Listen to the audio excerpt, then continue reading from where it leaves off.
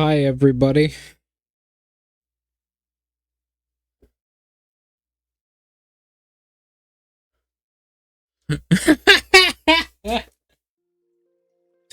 Sorry.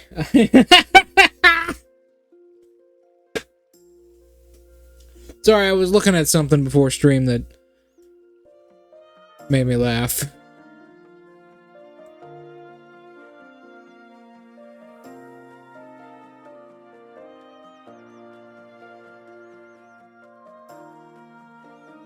Oh.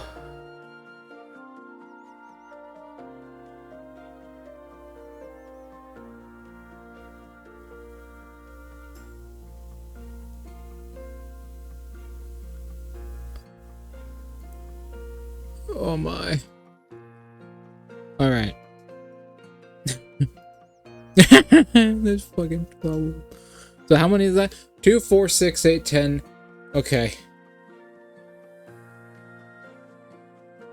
16. 16 of them. Oh my god, that's so fucking hilarious. There's no need for that as well. There's no earthly need for that. Kaguya... She got possessed.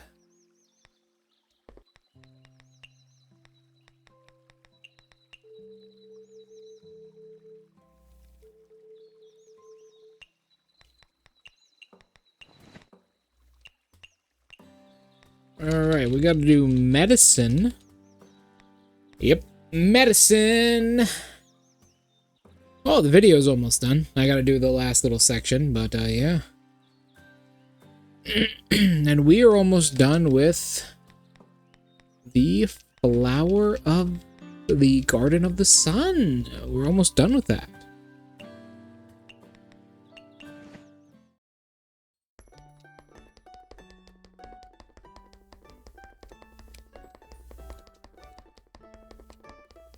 Yeah. It looks really good then. Okay. Well, I think that will work relatively well. Let's go to medicine and talk to her. Medicine. I heard something very interesting in the village today. Did you know? Oh yeah, we already...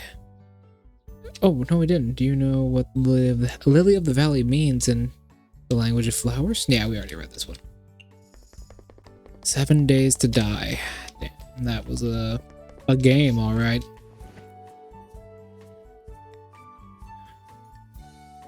That was a game, alright.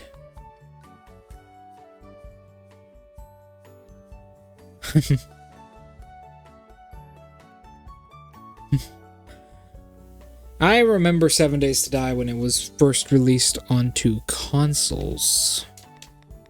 It was... Kororo Gemo Abyss. It was interesting. It's still on consoles, but it's never been updated since. I much prefer the older version of the game, if I'm going to be honest.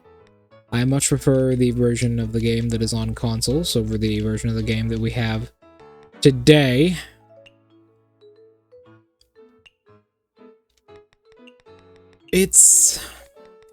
I prefer the old leveling system. I prefer the old, like, mystery of you never know what's really gonna spawn. I prefer how old the old crafting system worked, where you could just, like, do weird stuff with it. And there was, like, no right way to craft something.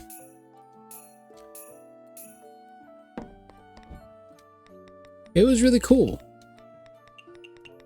It's different nowadays. Nowadays it's more technical. Which is okay. It's alright.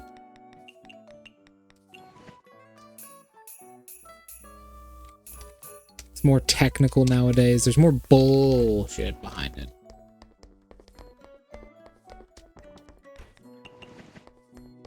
There's more bullshit behind it, so...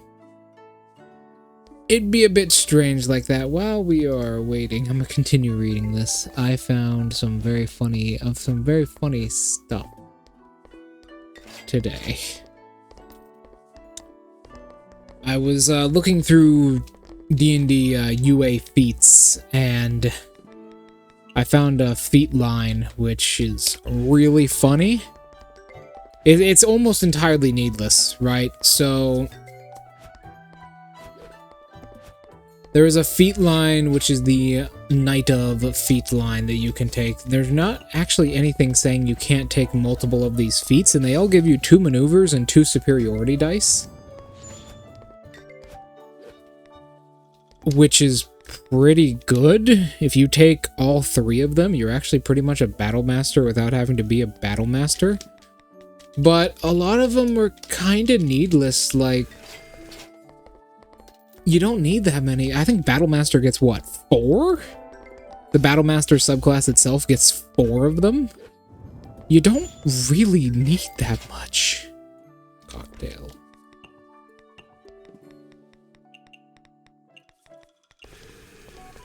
As funny as it is, though, I think I'm playing a D&D campaign soon, hopefully on Saturdays. I think I will be making a backup character like this. I was originally going to make my backup character in that campaign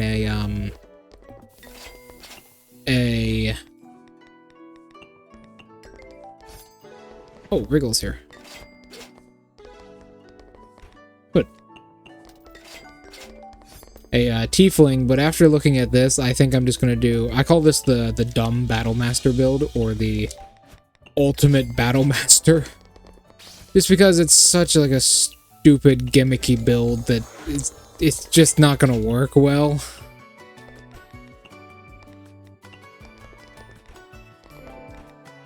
Obviously, of course, it's not gonna work very well, but looking at it, it's really fucking funny. It's really fucking funny. That means you would have 16 maneuvers and 12 superiority dice if you went for the full build, which is ridiculous, and you're never going to need that. But that just means you can throw, at level 8, you can throw a superiority dice on literally everything, because there are superiority dice for pretty much everything in the entire game. There's one for mental saves, there's one for physical saving throws, there is one for pretty much every skill. All the important skills, that is. It's pretty funny, and rules as written, you'll have so many different kind of superiority dice, you'll have to keep track of them on a fucking spreadsheet, because you'll have D6s, D8s, and then D10s, and then D12s. And you'll have to use them individually. I find that pretty funny. I like the idea of that.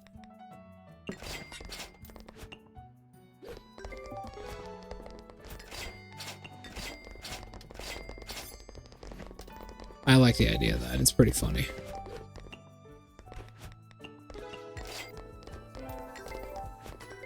Oop. There we go. Although, it's not very useful. The thing is about superiority dice, yeah, they can go on pretty much any attack, but you can't stack them. So, what you're essentially making here is a fucking stupid-ass saving throw build, where you just, every single attack, force the enemy to make a saving throw, and then just, like, gamble that they're gonna lose.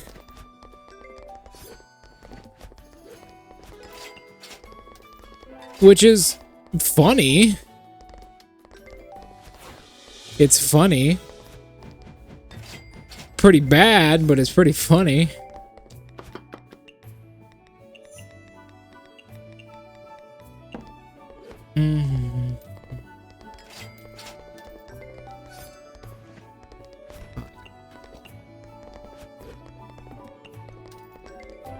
I thought that was Yuka for a second. I'm like, what the fuck? Rudy.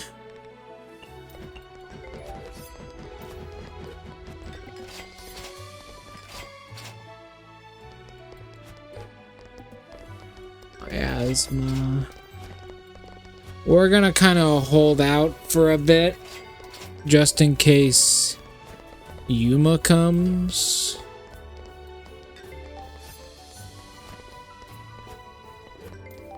Poison in minimal doses is medicine. But yes.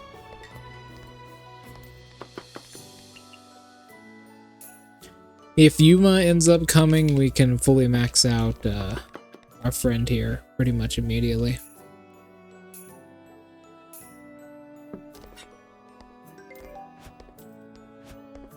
Boop, boop, boop, boop.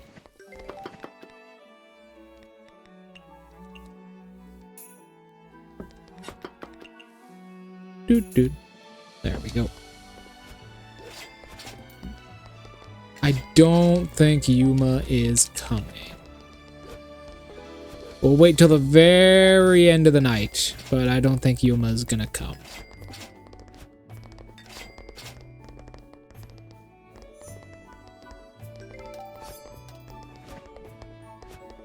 No. Okay.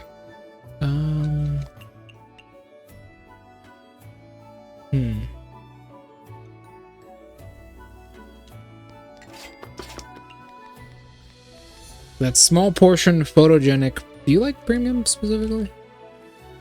No, but you like dreamy. So small portion, dreamy,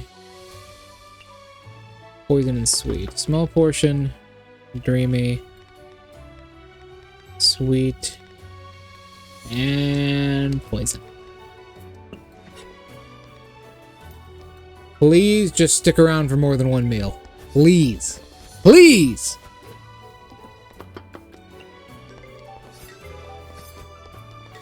Damn it! Why you do this to me? I need to, like, invite... I need to find a way to, like, invite Mima. She's really good at farming up a lot of levels of relationship with people.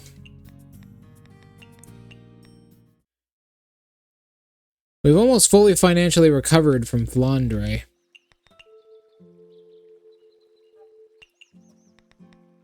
Purchase all. Let me read something real quick, folks. I want to read something.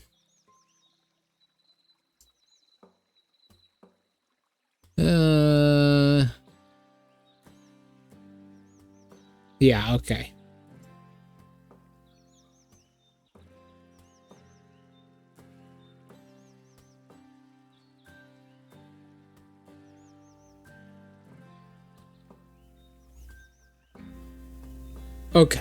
Okay, yeah.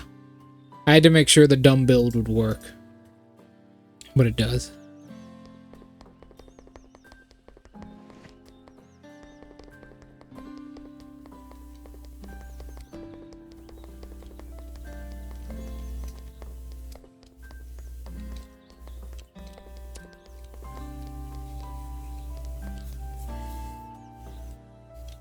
Okay.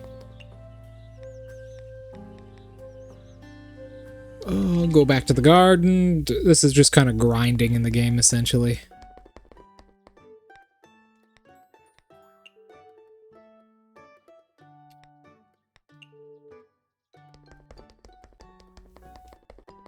Need flowers, need tomatoes. We go and we go in.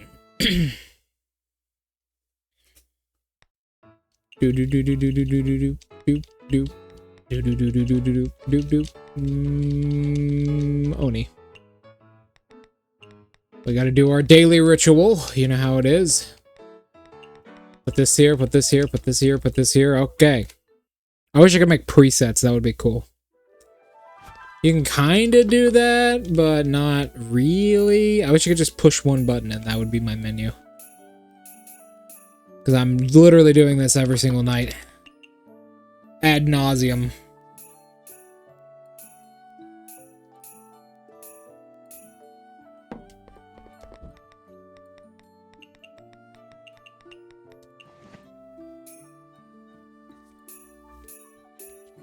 There we go. Boonie. It just made me think of the bunnies.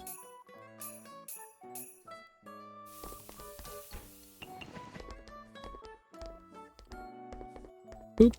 Boop. Alright. And again. Alice usually comes along, so...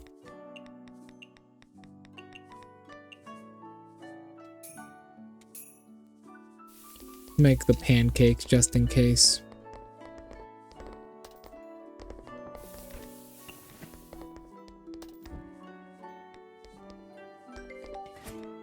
We can also make the miasma.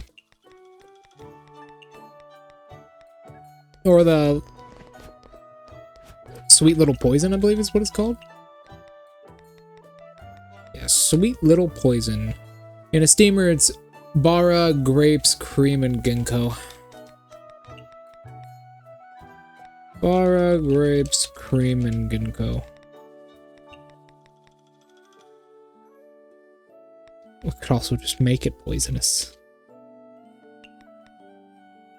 Take away the small portion, though. I'd actually get more by just doing the thing. Sweet, dreamy poison. By doing this. Koishi Komeiji. Hello, Koishi. Your sister's been looking for you.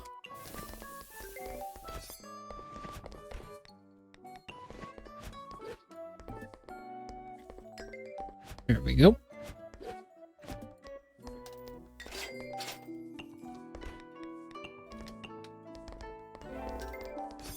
There we go. Oh, Renosuke is here.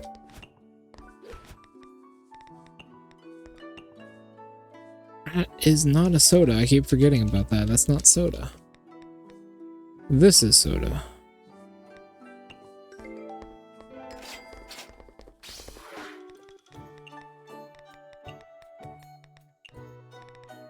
Huh? What is the frying thing? I thought that was the pot.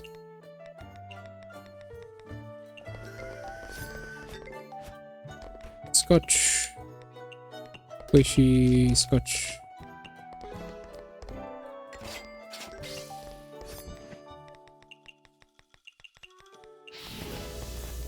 Alice. Squishy.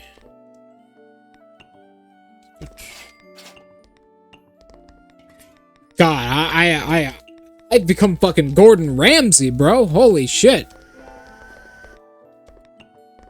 Low alcohol. Let's just get another one in here just in case she wants more.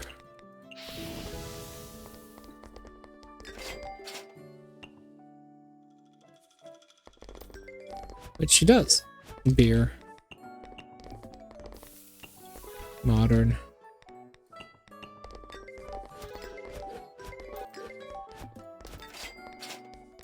Damn, I became fucking Gordon Ramsay, man. Holy shit, I am pounding this shit out.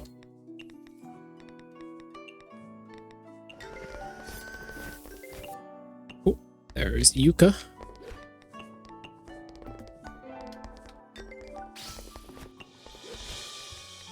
Scotch.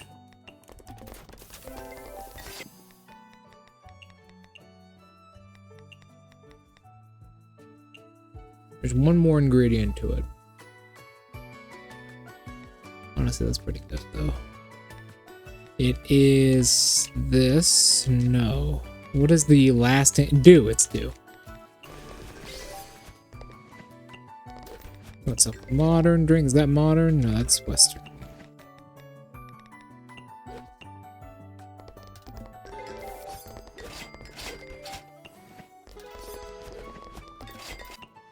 Western.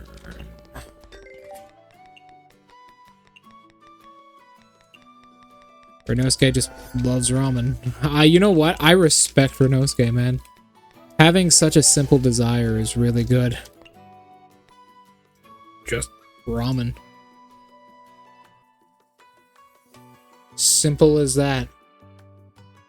Oh, I forgot to put the thing on the server. Oops. I will have to do that.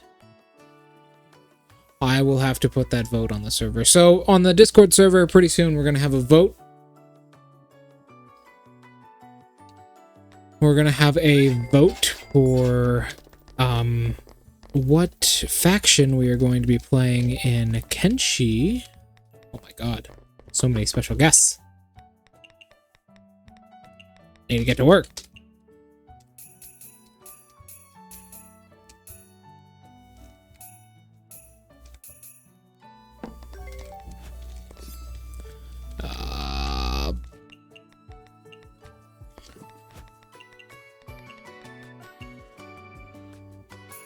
You like this.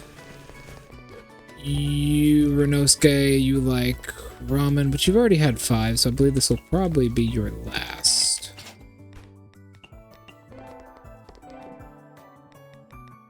This cream and flowers. Da da da.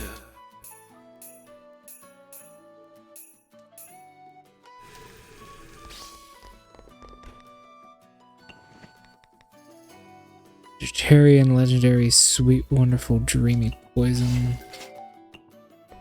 Bitter.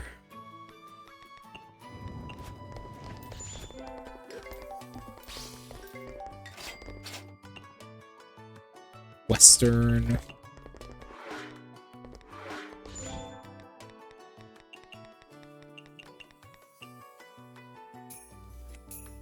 Da, da, da, da, da. This recipe is pretty good. The specific way I'm making this. Low alcohol.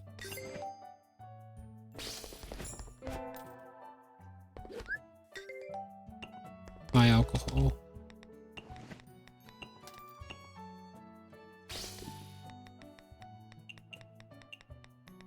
Oishi.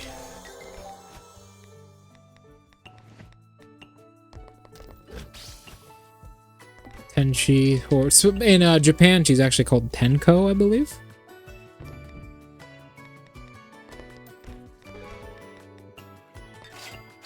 Low alcohol. Cocktail. Damn. I must be possessed. I wonder if I can play the violin, too. Because I am like going and going and going and going. The fact that this grill can just instantly cook shit is really nice. Not gonna lie, I really like it.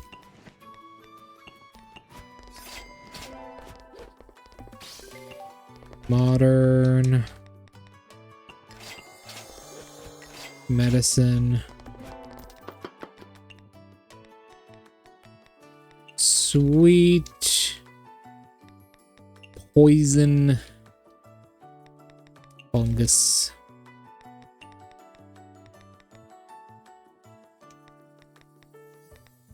Medicine, what are you asking for? Poison, okay. Sweet, dreamy poison. That's what we'll call this. This sweet, dreamy poison.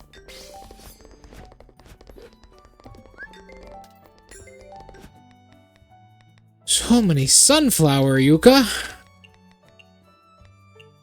How the hell am I gonna pull the roots out? Bitter. Marissa's here.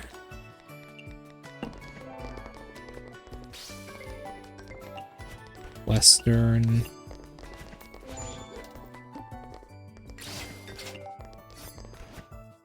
Is that enough? No! Curses! I am trapped here once again. Not quite enough for us to finish it off with a conversation either. We gotta do one more night. And Marissa always eats a lot, so keep that shit on hand. Oh, Suika is also here.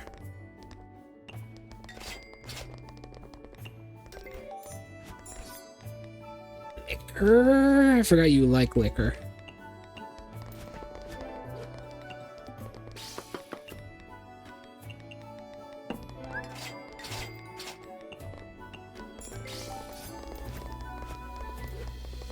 I completely forgot you liked liquor. Ah, Jim is that Suiga! I mean, that's not really a big deal. Yeah, she possessed Suiga. Yep.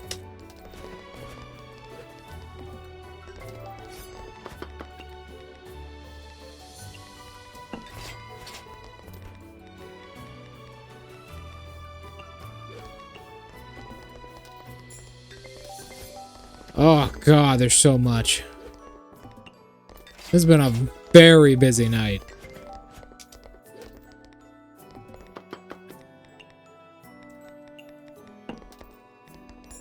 Chillable. Holy hell, I just lost my buff too. Woo!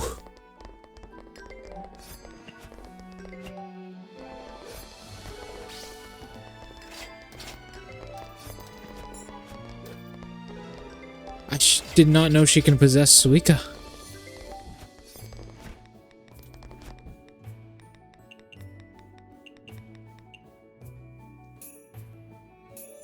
That was crazy shit, man.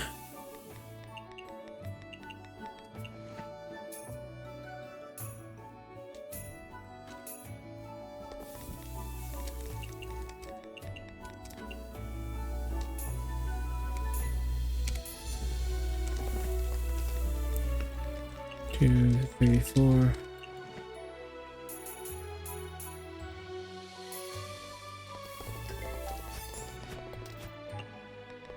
Chillable.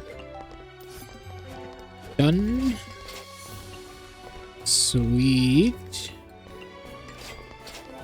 Good. Fruity. Good. Sweet. It's gonna eat one more time.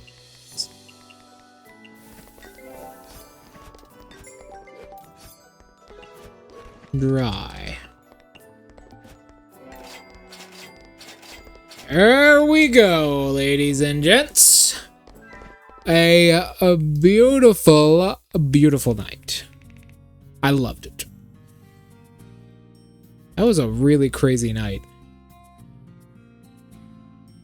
Highest combo 89. Keep in mind, we didn't have any special abilities there. I guess we did have Alice give us some more customers at one point. But that was pretty much it. Oh, wow. I usually only cook like 10 to 13 dishes every night, though. Like, in the minigame, I mean.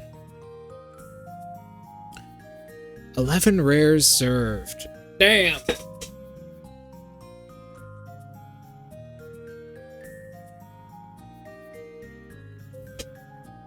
Crazy. Alright. Moving on.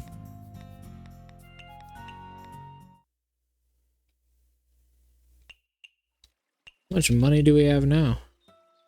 We've almost fully recovered. Suika Ibuki has last been eating at Mystia's Izakaya before disappearing without trace. As for what happened during this time, this reporter will closely follow the story. There we go.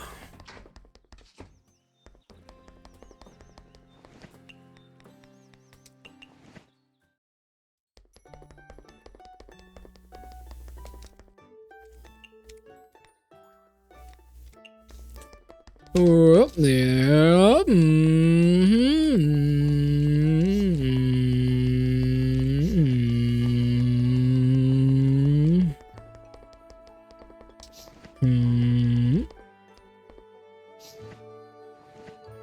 Whoa.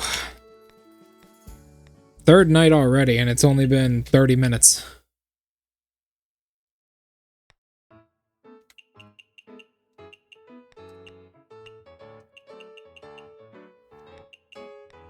Crazy.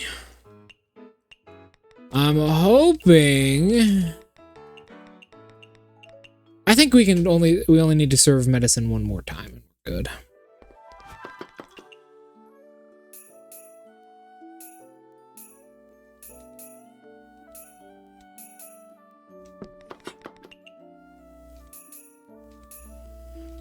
these beginning notes are really slow.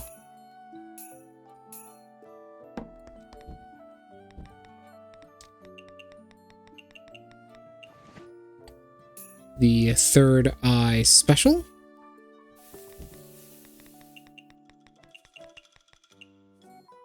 Boop, boop, boop, boop, boop, boop.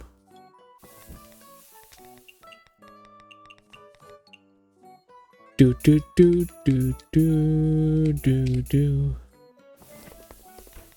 There's our stock.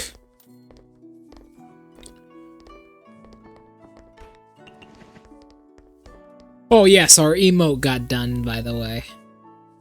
Our emote got done. You can actually see me use it right up there at the top of the chat. I love it.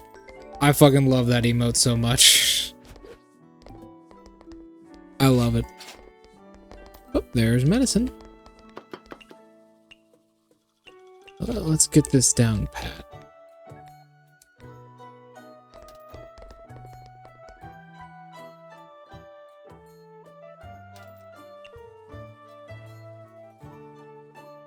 What do you want, medicine? Anything in the world I can give to you. I'm one of the richest people in all of Gensokyo. Small things like Lily are cute. Of course they are.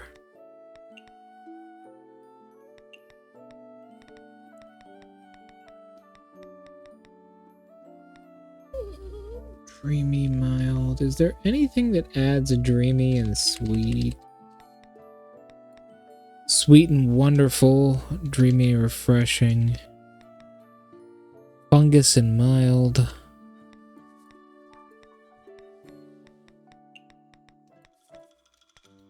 Sweet and wonderful. I think this already has wonderful on it. No. Sweet and wonderful.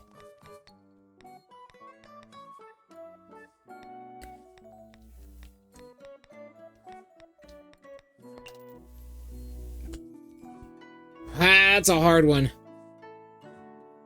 Oh, it's fine. It's fine, Draco. I was just for the last 33 minutes I've just been grinding Medicine's fucking relationship. Oh god, Draco. I'm feeling it.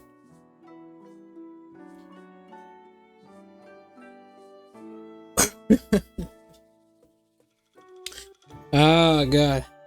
Oh, our emote's done. Our emote's done. This is our emote.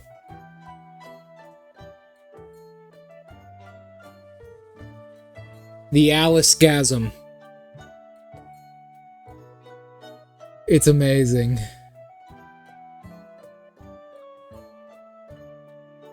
I love it. I love it. Okay, we're just making medicine stuff.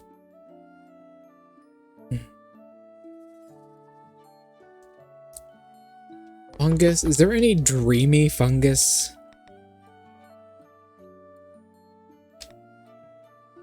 No.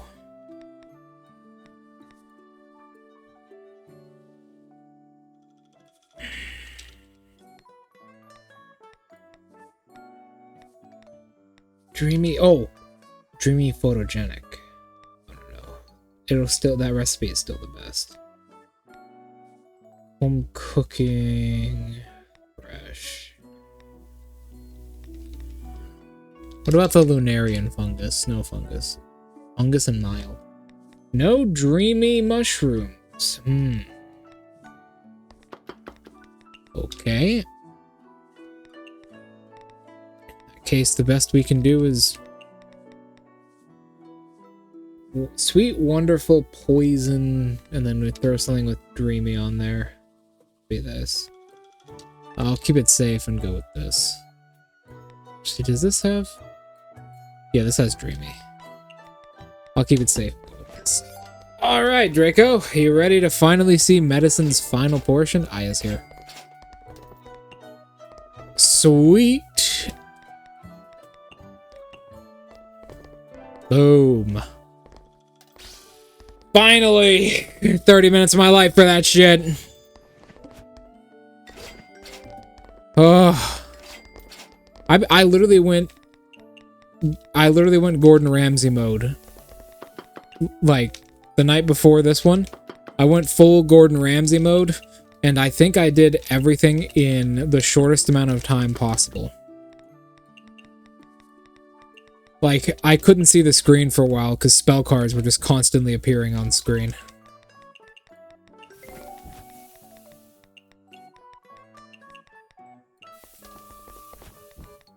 Crazy stuff. Draco, I found it. I found what could possibly be the dumbest build in D&D I can possibly make. I tried really hard to find something stupid. So stupid that it works really well. And I found it, Draco. A real dumbass build. Are you ready? I call it the Make Me One of Everything. So here's what the one of everything is. Specifically, you play as a human to get 2 starting feats from human variant, and you start with the Knight of Solamnia background. You have to start with Knight of Solamnia, or this build will not work to a stupid degree, okay? Have to be Knight of Solamnia. Then you go, your 2 feats are Poisoner and Martial Adept, and then you're a fighter. Your fighting style is Superior Technique. At level 3, you go Battle Master. At level 4, you take... So, Knight of Solamnia has 3 branch feats that come off of it. One is Knight of the Sword, Knight of the Rose, and Knight of the Crown. You can take all 3 of these if you want to. So at level 4, 6, and 8, you take all 3 of those. Each one of them gives you 2 superiority die and 2 maneuvers each. So you get 6 superiority die and 6 maneuvers of your choice. And you get 2 from the feat you took at first level and 1 superiority dice. And then you get 1 from the fighting style and 1 more maneuver. And then you get 4 from the class and 3 maneuvers. And at that level, you'll have an additional 2 maneuvers, which means you have 12 superiority dice and 16 maneuvers. Then, at level 10, you take Strike of the Giants. You take Strike of the Giants. You take Storm Giant. That way, you can force the enemy to make a saving throw based on your attack. And what you do is you coat your weapon in the basic poison that you get, which is a con save. And you have 3 attacks if you're a level 11 fighter. So what you do is your first attack has Knight of Solamnia, your poison, your Strike of the Giants, and a trip attack on it, which means they're making 4 saving throws. They are making 4 saving throws there. A con, another con, a strength, and a dex. All 4 of those saving throws are based on your... 3 of them are based on your dexterity or strength, and 1 of them is based on your intelligence. And then, with your next attack...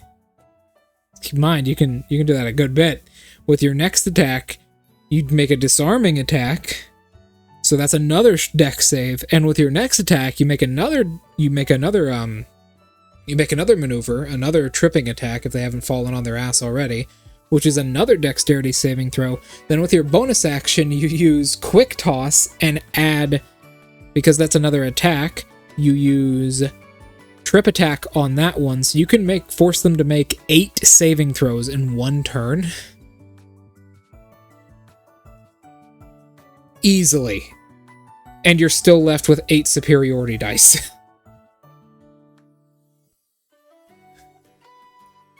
It's fucking stupid. If you want to, you can pre-coat your dagger that you throw as part of your quick toss, which means you can force them to make another saving throw. And then as a riposte, if they miss you with an attack, you can riposte and force them to make another saving throw, because that's a new attack, so you can do all of that over again and force them to make 4 saving throws. Amazing. It's stupid as hell. It is so dumb. But what do you think? The Mega Battlemaster build. The Omega Battlemaster.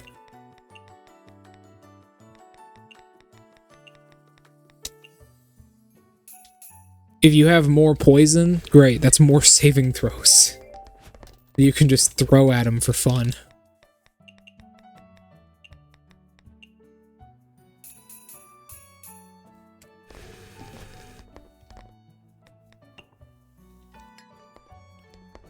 Oh, that's the full build. Later levels, past level 11, I don't know.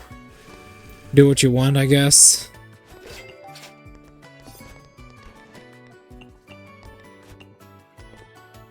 Oh, she went stimulating, that's rare.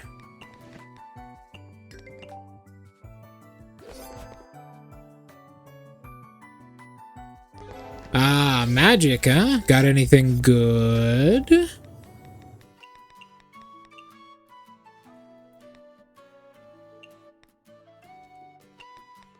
Oh god, I have to breathe after that one. I went on full rant mode. I guess you could like take like what else is there?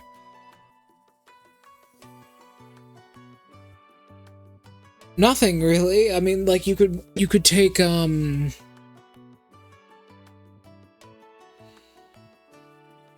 Rogue. That would be good with that. The 1 cars I wanted.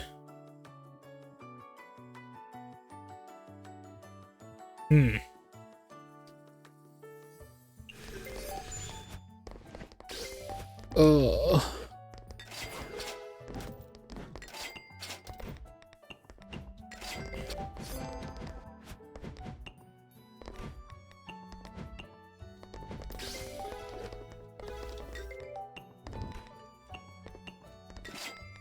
And that has been my afternoon. I'm making that stupid build. Also working on the last section of the video. That was really my afternoon. That took up a lot of time.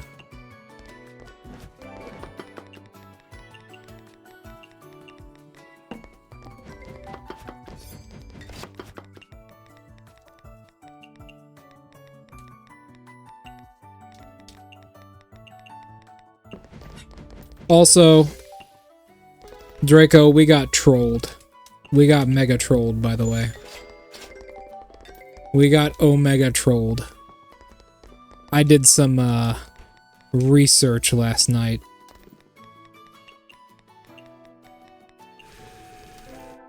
So, I did some research last night. Because I was like, yeah, what are the upper limits of touhou characters? Who's the weakest touhou character? Zune literally said in an interview, not an interview, in one of his emails, that you can imagine, it's up to you. You can imagine a touhou character as strong as you possibly want. He will never answer any questions about the upper limits of their abilities. And you know what's funny? He never did. He never gave an exact number. Zune literally trolled his own community.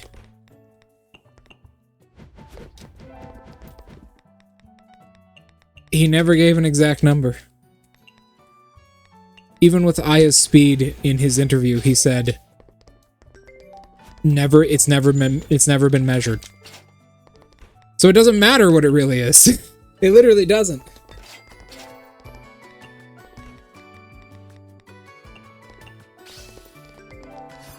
That's a great way to troll your community, though.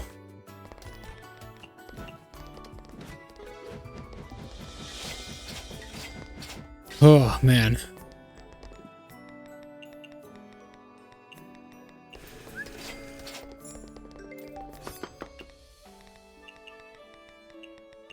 I've heard about mangakas like being vague with their powers, but I've never heard of one literally refusing to answer questions about it. And refusing to acknowledge the fact that it exists.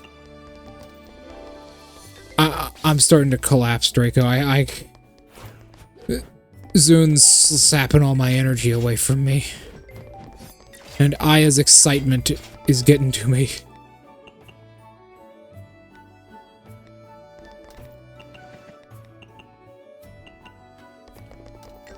Oh, stupidest shit in the world. But at least we have touhou. And that's how we got trolled by a drunk guy. You know, it could have been worse. Imagine if the person who made fucking, like, Fairy Tail did that bullshit. That shit would be ass.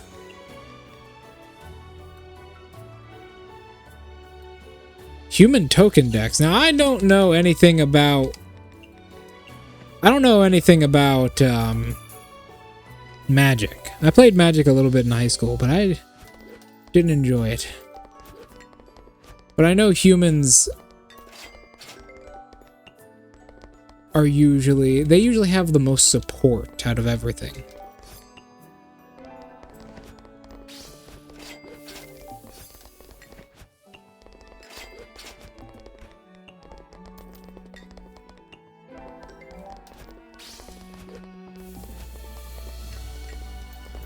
I know humans have a lot of support because, like, the human tag is, like, one of the most often seen.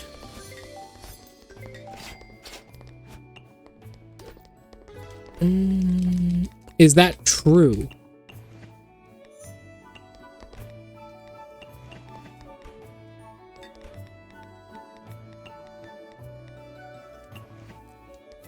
Maybe.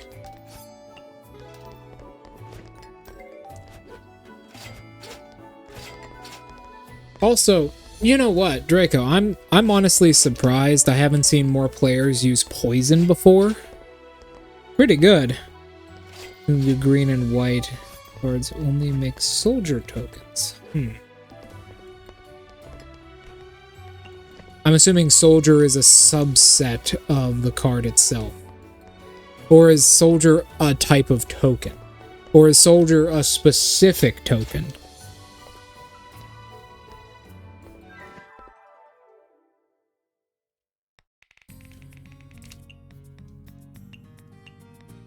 Oh, I just had lunch, by the way. Spicy chicken nuggets.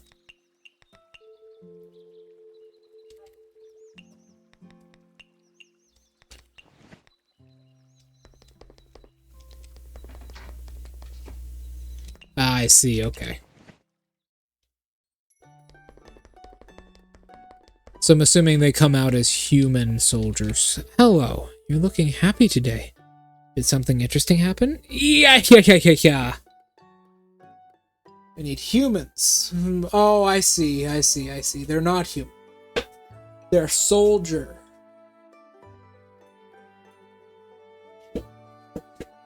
They only have the soldier type. Okay. Just now, a human thought I was watching a doll. And even dared to touch me. I made his hand rot away in seconds. It's not funny? I've actually wanted to ask you this for a long time. Why do you hate humans so much? Is it because you were once abandoned by them? That's humorous of you. One moment they give you the world, the next they throw you away like trash. Their love, like their life, is fickle, nothing worth putting your trust in. I need humans for my deck to completely overrun the field. Yes, that's what tokens do. I remember I used to play a red token deck. Back in high school, I used to play a red-blue token deck.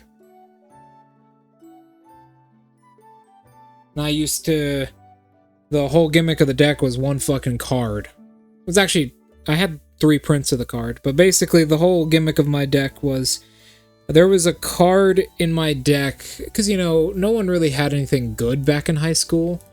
So my whole thing was to spam the field with a bunch of goblins and random tokens and shit. from my red cards, and then I'd use one blue card. It was called Rough Sea Spew. And basically what it would do is it said that all creatures that are not of a... it's these 3 creature types, and they're all aquatic creature types. I forget what they're called. Basically, all creatures on the field that are not these 2 creature types instantly die. Like, they are removed from play. And I had a blue card that would transform all of my creatures into that type when it was on the field. It was an artifact. And I just did that over and over again. That was my whole play. That was my whole build. Maybe Maybe their fickle life is precisely why their love and hate can change so quickly.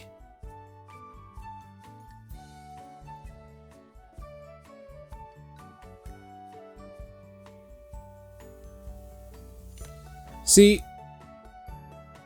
magic is so strange. There's a lot of it, too. So many damn cards. I also have seen a thesaurus deck, where you just play the Lord of the Rings cards and you constantly flip through the chapters as quickly as possible, and your goal isn't to win, your goal is to get through as many chapters of Lord of the Rings as possible. That's a good one.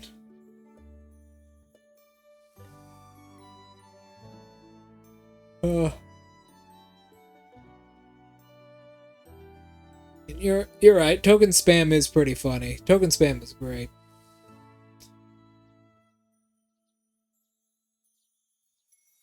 I didn't know green and white were any good.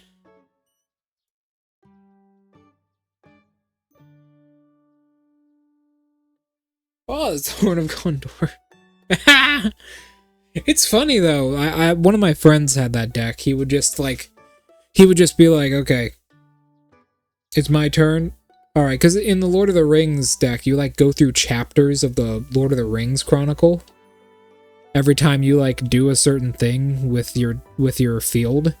So his whole build was not to win, it was to read, to forcefully stall the game out as long as possible.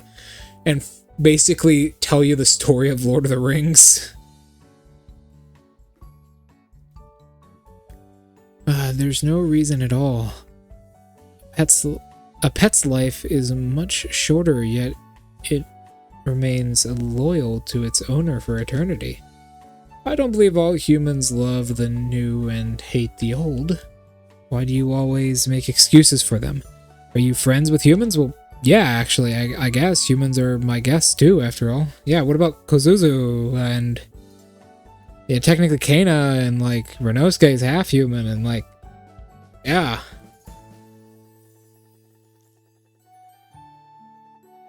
What is your opinion on half-breeds, Medicine? Do you just hate half of them? That's a good question. Humph. She just humphed me. Humph.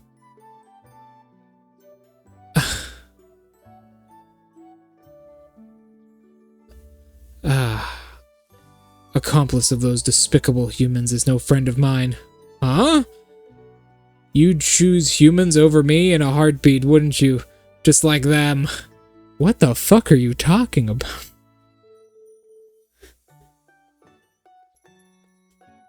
Don't be mad. I'm not making any excuses. Liar! I've never imagined humans hurt you that much. Now that I think about it, you're still a newly born yokai. Those painful memories must still be like yesterday for you.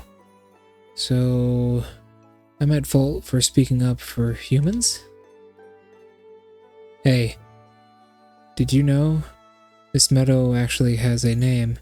Its name is Nameless. The Nameless Hill. 1/1 human soldier token. Ah, it's like reinforcement. That's pretty good. It has a name, yet it's nameless. You know why? Why? Because this was once the land of the abandoned. Land of the abandoned? Where have I heard that name before? Infants with no names were abandoned in this poisonous meadow, where they would pass on in their sleep. Yeah, that is a thing, the giving back ritual. Whew! That used to happen. Their corpses would be eaten by yokai, and no trace of their existence will remain. That can't be true! No, that's true. This was a long time ago. Due to its dark past, little to no humans can come to this place. Little to no humans come to this place. Even yokai stopped coming here after a while. Thus, this land became a land forgotten by Gensokyo, a nameless land. It's been only a few years since you became a yokai. How do you know all of this? Lily told me humans and yokai may have forgotten, but those memories will never be eradicated. Street. Oh, there's Git.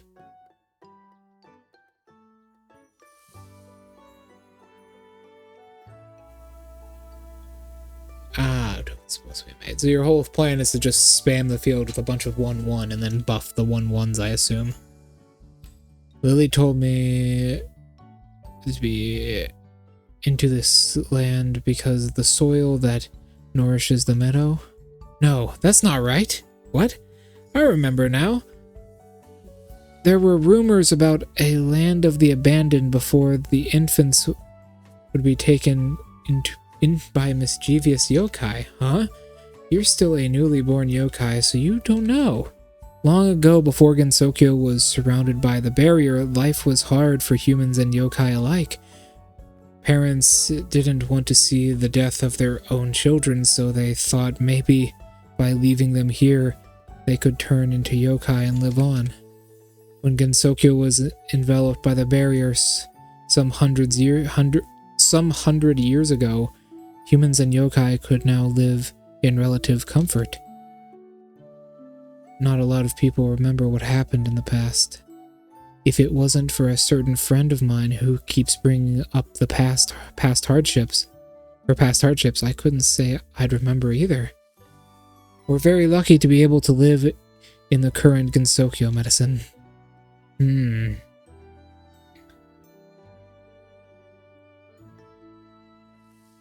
Every time a creature is played on the field.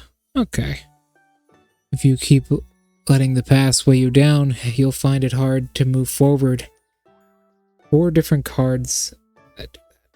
Is this a commander deck, by the way? How about you leave the past behind? How am I supposed to leave it behind? Like you could find a dream and do your best to strive towards it. Okay. I was wondering if it was a commander deck or not.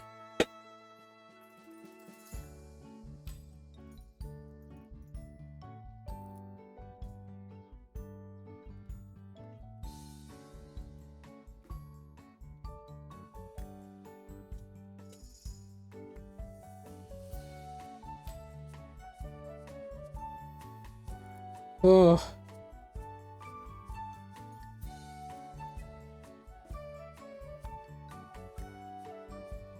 There we go. My dream is to have my very own concert, so even despite the hardships, even despite the hardships, I'm as happy as ever. My sweet my sweat and tears are signs that I'm getting closer to my dream.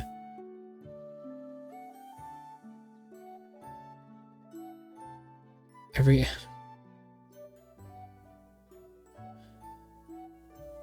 token and how the... I'm assuming it's creature types. Is it just any creature, or is it specifically humans on the board which give health? Finally comes, you can join the party too. I'll leave the best seat for you. Well, in that case, I have a dream too. Really? What is it? That is to liberate all dolls from the hands of humans. Yay, you do have a dream. But I still haven't found a doll that's willing to join my cause. Dolls that can freely move around like you are pretty rare. But no matter what, I refuse to give up. That's why I leave the Nameless Hill. That's why I'll leave the Nameless Hill. I'll visit new places, discover new possibilities. Well said, good luck. You'll always have my support. Thank you. Lily told me you were always running around gathering ingredients. I can help you gather ingredients too while I search for more friends. Wow, thank you so much.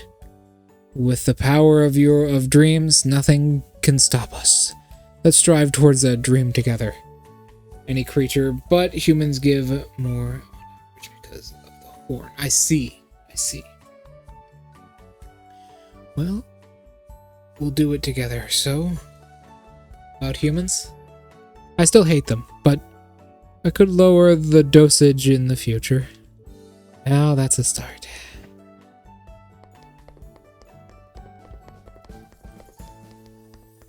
Looks refreshing. 1, 2, 3! Alright, you know what time it is, Draco.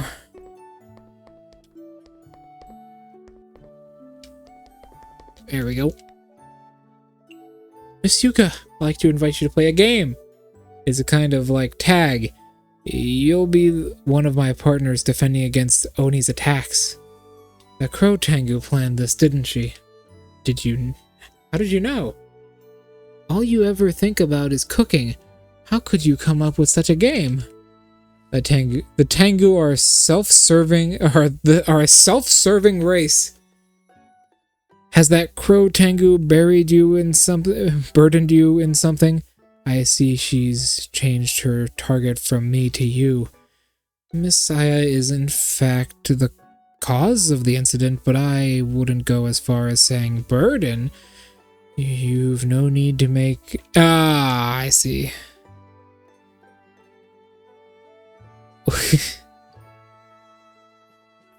She won't dare do anything to you.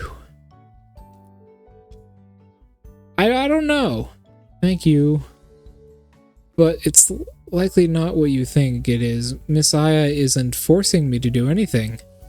It's a promise between me and Miss Remilia. Since you already made a decision, allow me to accompany you. Thanks! I feel a lot safer with you around. Okay, and then the final one.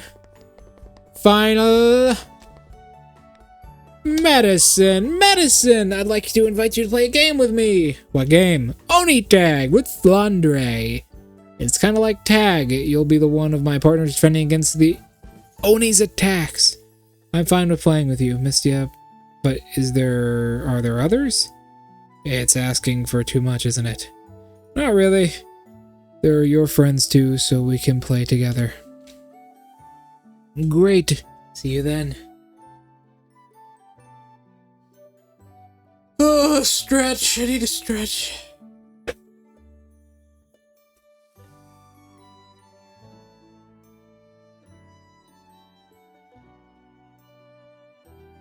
Oh. Alright, Draco. Spam decks. You know, a lot of my friends make those. They're fun. They're fun. You know what I realized the other day, Draco?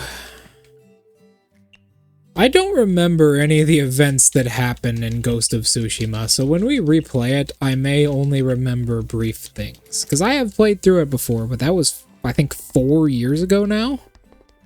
So I don't remember a whole lot. So this is going to be a strange experience. Let's play! Normal! Let's move. Alright, what does everybody do? We already know what you do. Medicine. Medicine poisons nearby enemies when tagged.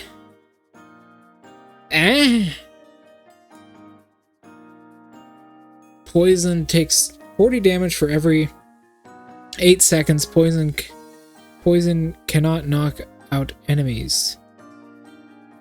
Throw a bottle of poison which deals 40 Holy shit, she's got HP.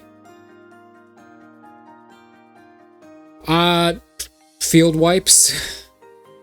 I just throw out like a field wipe. Or use some counter bait and then into a field wipe. I probably bait with a mana crypt and then just throw out like a field wipe from it. Or just have an Eldrazi with wall.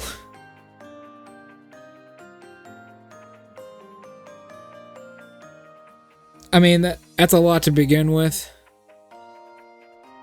So anything that can just like defend against 1/1s, so long as you're not open, anything is pretty good.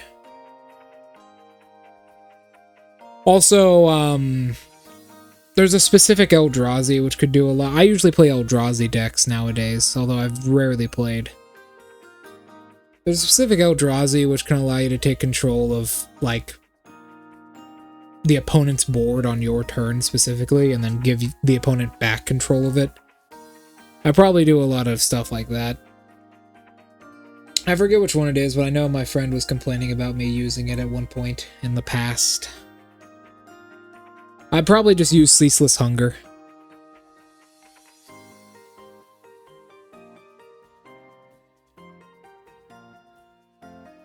I'd probably just use Ceaseless Hunger and just mill ya, because that's the only thing you can really do. Because as soon as Ceaseless Hunger attacks, you just mill 2 cards. Then I'd use Reflecting Pool yeah, Reflecting Pool. I'd use Reflecting Pool to clone Ceaseless, and then I'd attack twice with Ceaseless. And force a mill of 40. Which in Commander games is okay. Chance to afflict poison. Yuka herself will not attack. After eating, she will plant a sunflower. Up to a maximum of 4 sunflowers can be... Sunflowers are ignored by the enemy. Sunflowers produce 10 P every second and decreases cooking time by 10 seconds. Up to a maximum of 4. Sunflowers will fire a projectile to the nearest enemy that is within range, dealing 80 damage. Whew. Yuka blasts 3 columns with a Master Spark! What?! Dealing 500 damage and stunning enemies for 1 second. Master Spark!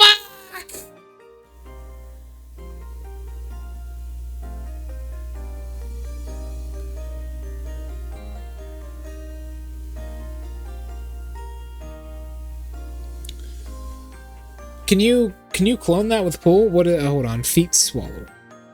Feet Swallow. I'll give it to you too, motherfucker.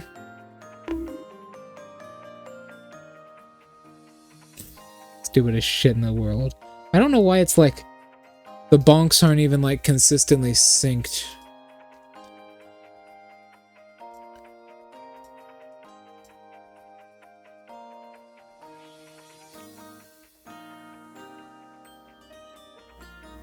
I mean, that can work. That can work. Oh no, you can also pool it. I think it's called Mirror Pool or something like that. What Mirror Pool does allows you to literally just pay 3 mana and clone 1 monster on the field. That would be pretty good. Okay. Okay, let's do some prep.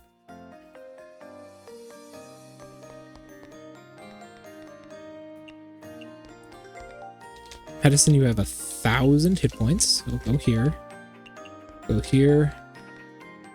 Go here.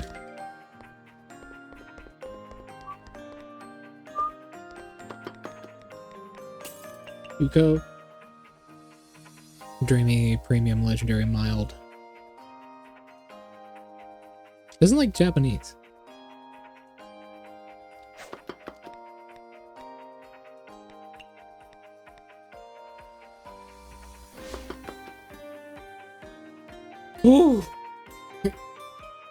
I'd have to go look at my Eldrazi deck.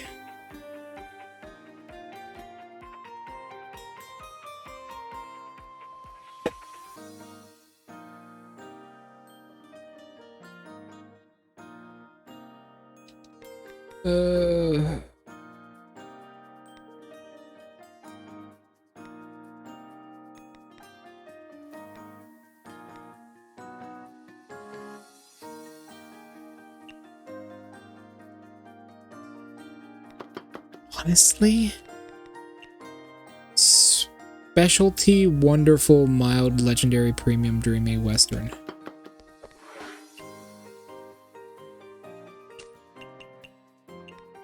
Okay, what are my western dishes? I'll just play off of that. Okay, this right here, bamboo, salmon, pan.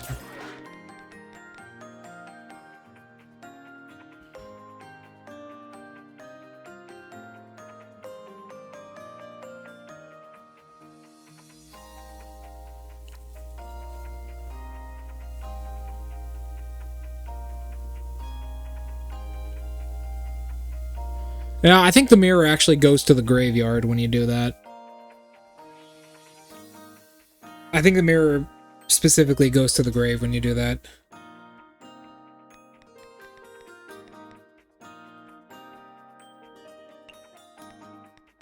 It's 2. Okay, so salmon and bamboo.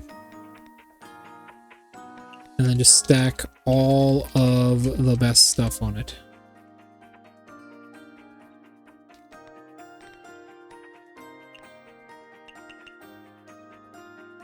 Western, wonderful, mild. Okay.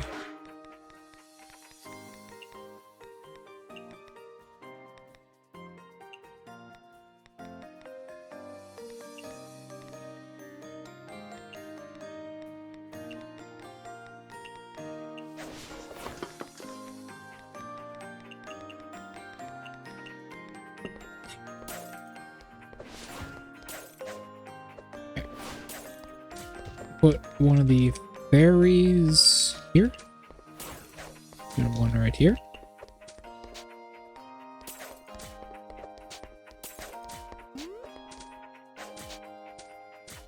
Bam, that lane has no defense.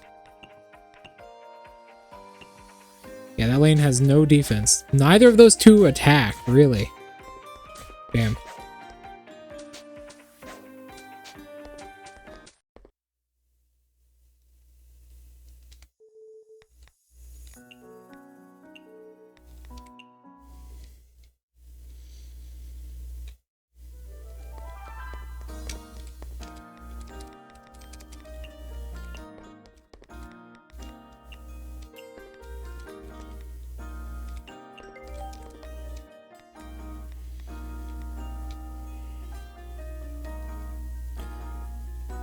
Increased by 30%.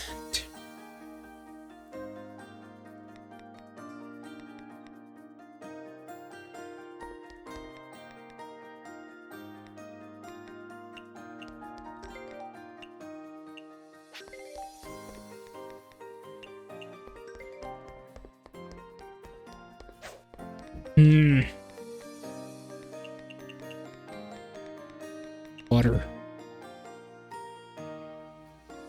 Eh? What the fuck? What? I don't even know what that is.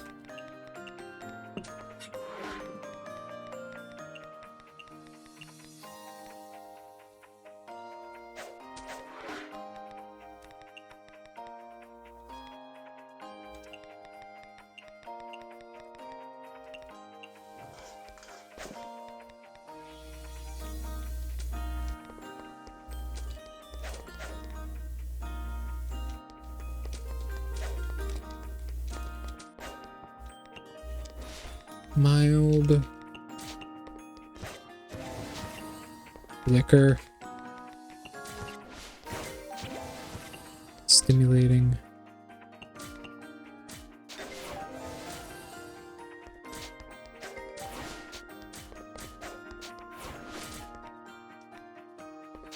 Come on.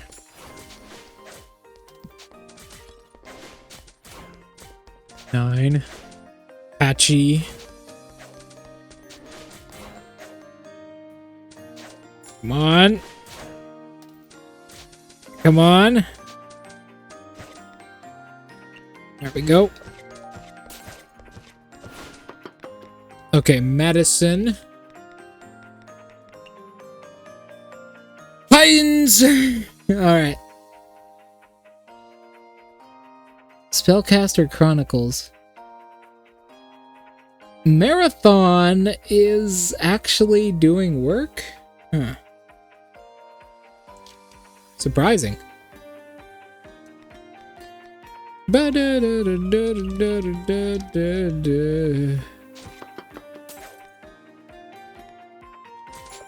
Medicine.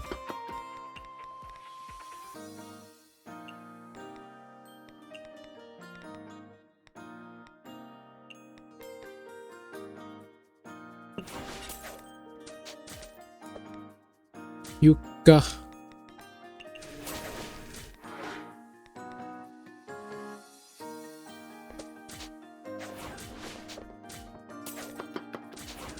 Medicine, eat this! Diarrhea!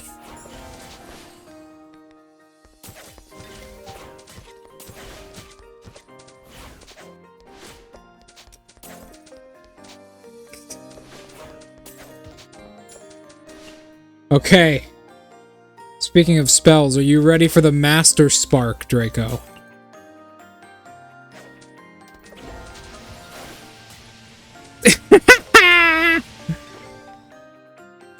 That's so dumb. Modern. That's Marissa's signature move that she stole there. A huge wave of Flandres is coming.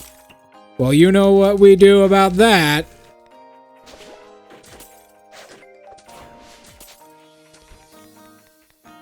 Modern.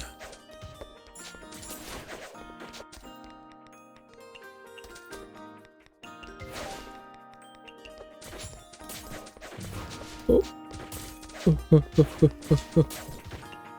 Master Spark! Oh! No, it's not quite done. Modern.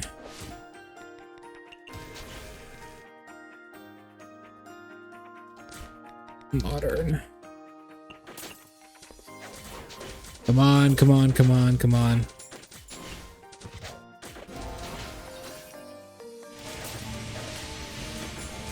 That's amazing. I'm a fire in my bro. I'm a fire in my laser.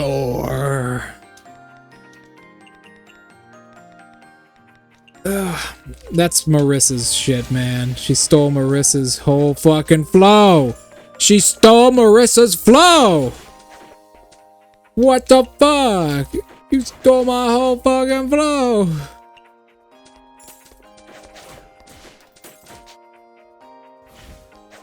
I need to have one of these on hand at all points in time. Holy shit.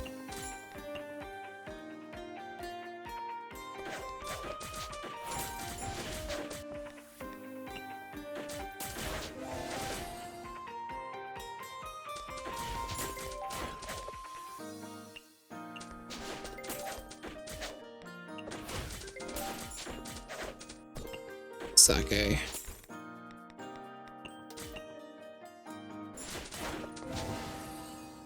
Copyright infringement.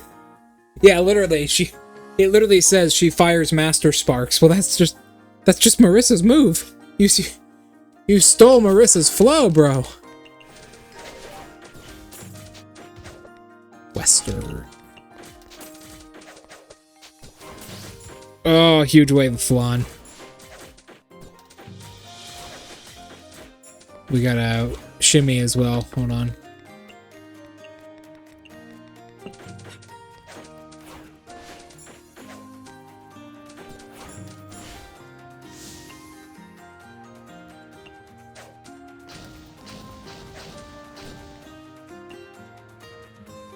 Vintage.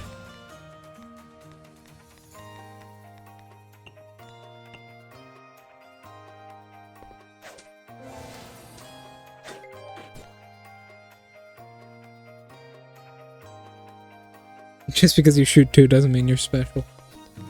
I can guarantee I can find an instance of Marissa firing 2 Master Sparks. She fucking loves that move. That's all she does, is she just goes Master Spark.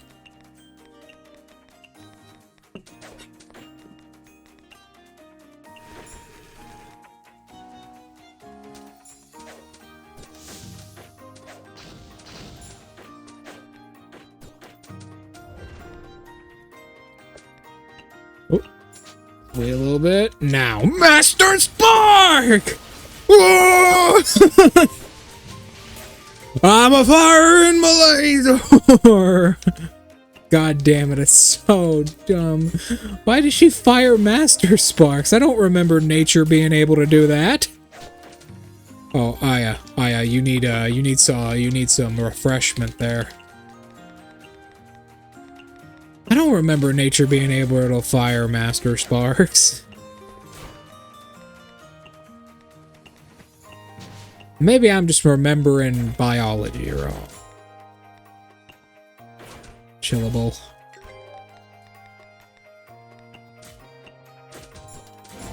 Ah, tornado!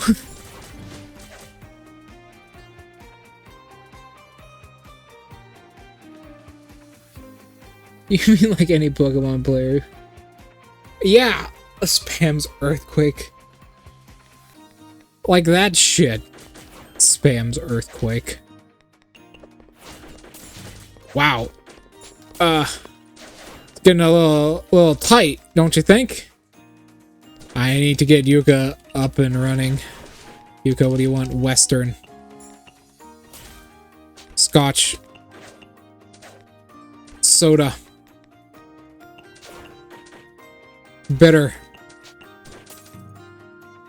Neat.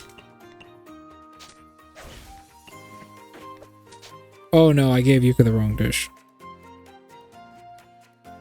Oopsies. Actually, she still might like it. Chillable. Western. Yeah, I was about to say. Western Spark! Oopsies. Western. She wants her special.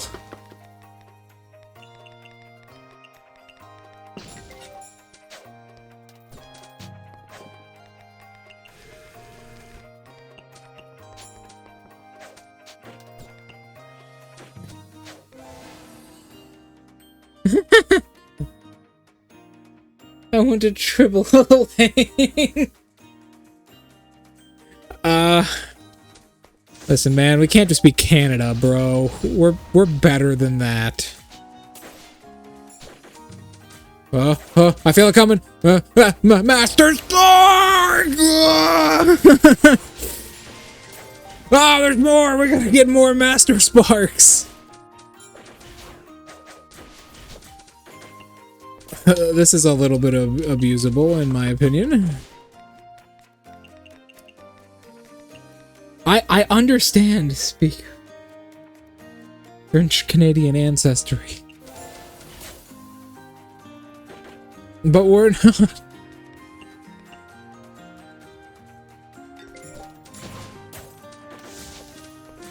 I have French Canadian ancestry. Therefore, I shall commit war crimes. Well, okay.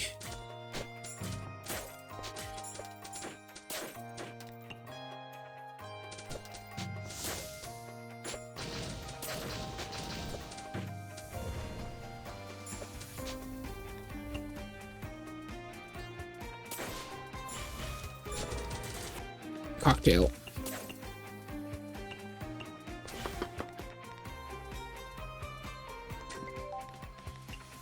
Are you ready for the Big Bang, Draco? This is our ultimate, the wolf shaped like a nuclear bomb. It's the Canadian model. It's not a war crime the first time. Uh-oh! That didn't do it for both of them. Liquor.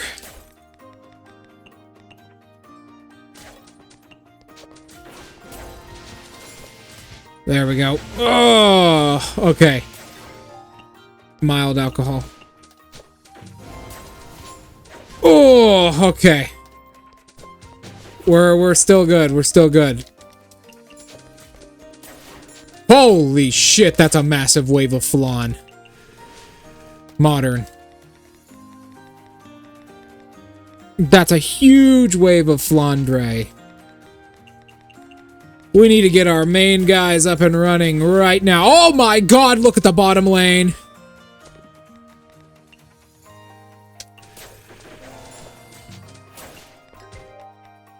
Mild alcohol.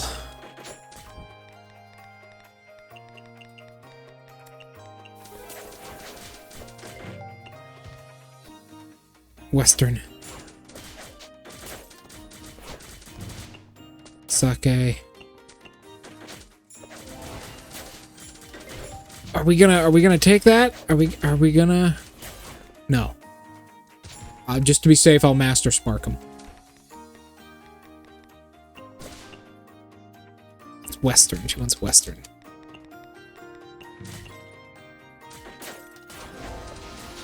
Oh! Okay, Aya. Aya needs her special.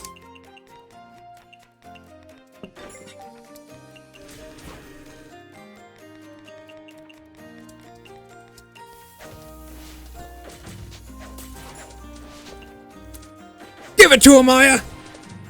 Yeah, tornado! Oh shit! There's a super mecha flan coming.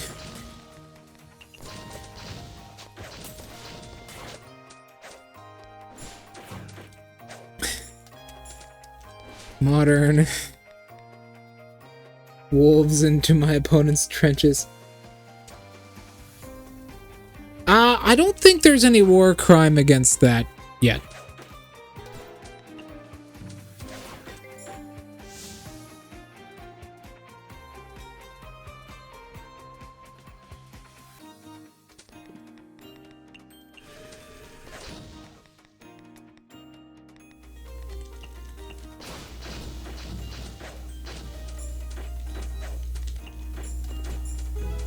Damn it.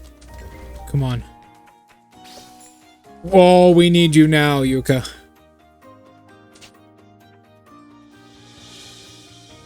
Is that Western?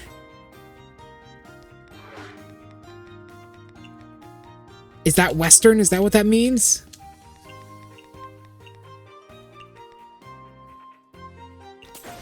Alright, Kagoro, you're gonna have to take her place.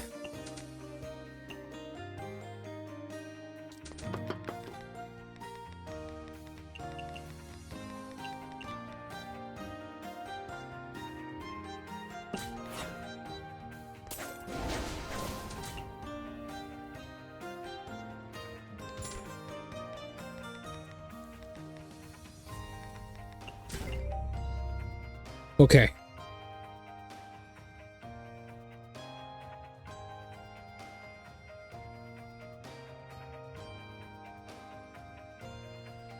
Now that is actually a war crime. Oh shit. Now that is actually a war crime.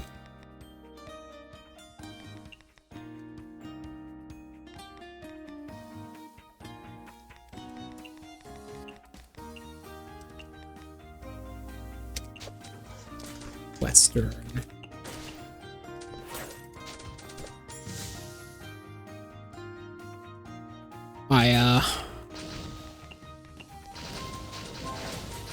Jimmy just went out.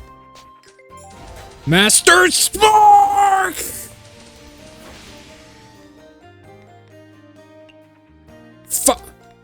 Fire style!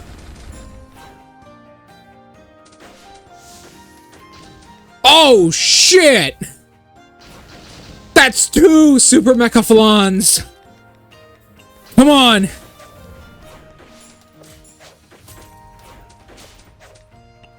Sake. We can't handle 2 super mecha flans! Oh, come on, come on, come on, come on. Okay. Birth and modern.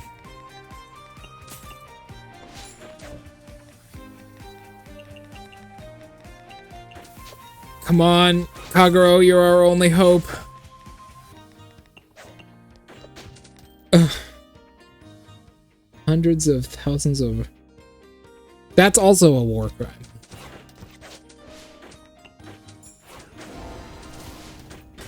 Nice. W. Whew. Young Devil's proof of domination.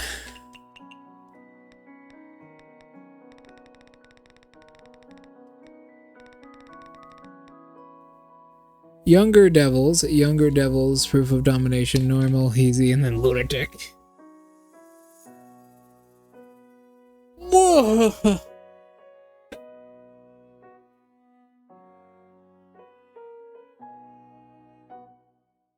Well, that was something, Draco.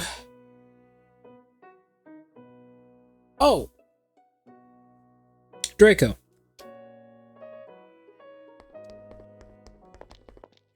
I have a question. Why don't more people use poison in D&D? Because, like, I was reading the rules to it, and so long as they're, like, you get good rules, it's essentially, like... Draco, would you let someone use, like, survival to go find a fucking snake? Because you can harvest... Glitter bomb. You can harvest 3d6 damage regularly. Hello. Ah. Why is he never synced with his attacks? He always hits at random intervals. It's to confuse the shit out of him.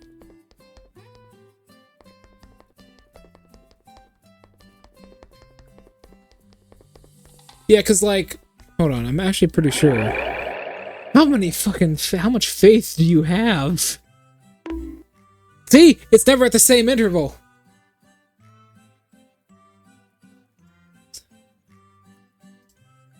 Fuck.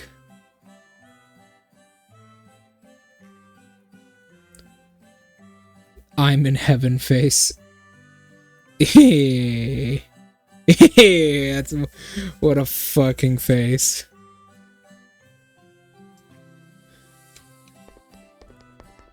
I just spent 1,000 faith to whack me on the head. Twice. 4 times, actually. He has multi-attack.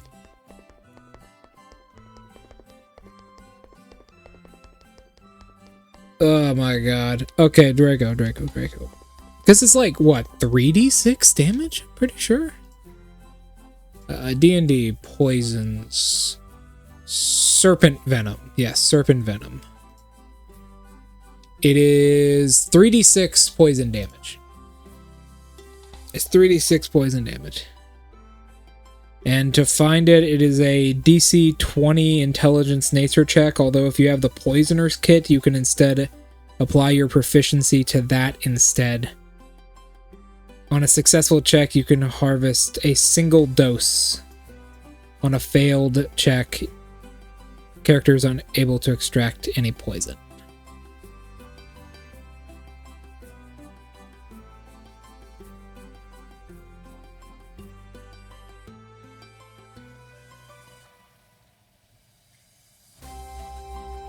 That's also a war crime. I mean, it's not like it matters. Hello. Hi. Hello, kitty cat. Hello.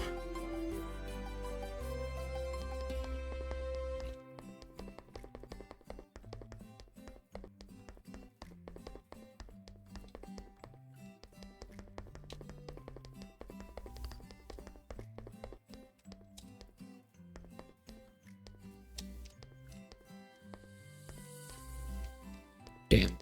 Trying to get it. There we go. Nirvana.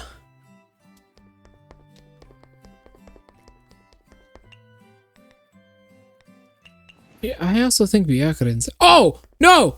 Draco!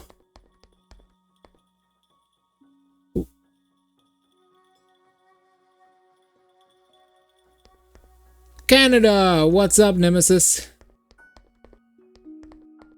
Oh man, my fucking head hurts.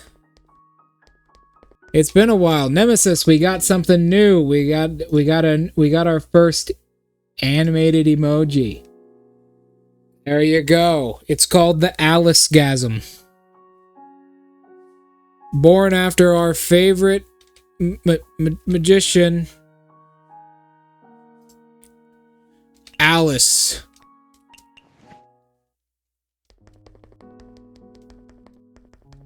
I got a new one in mind as well.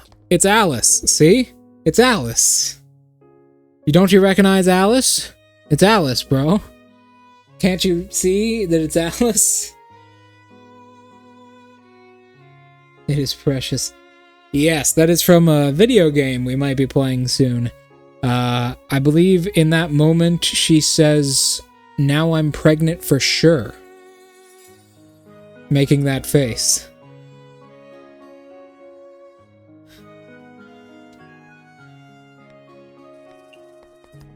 Talking about her interactions with Marissa right here.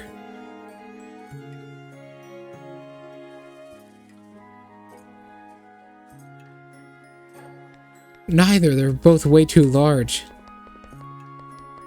Just airdrop in rats. Or squirrels. They'll do far more damage.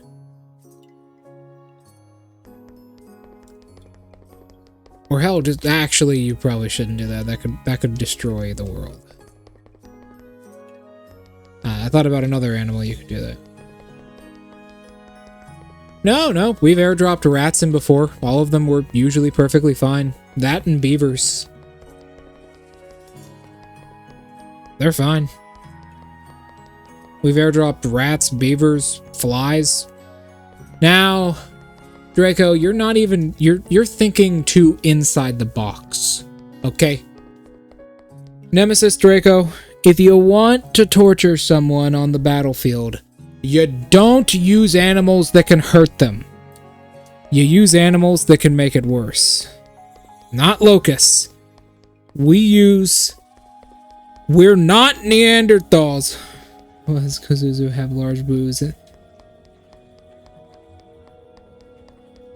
Okay, so that is a game we will be playing right after this one. That's going to be our highlight game. Why? I don't know, but I have a theory. Kozuzu is the villain in that game. She's one of the villains. But I've only seen an hour of footage of that game. And I think she becomes possessed and her breasts get bigger. I'm actually certain that is what happens. Because I've only seen an hour of footage, and at the end of that hour of footage, she's revealed to be one of the villains. Ace Attorney shit. Also Nikke. That happens in Nikke as well. One of the girls in Nikke gets possessed by another girl, and that other girl's breasts are larger, so the original girl's breasts become larger. I don't know how it works. It also kind of implies that your breast size is connected to your soul, which is kind of depressing. But yeah, like that.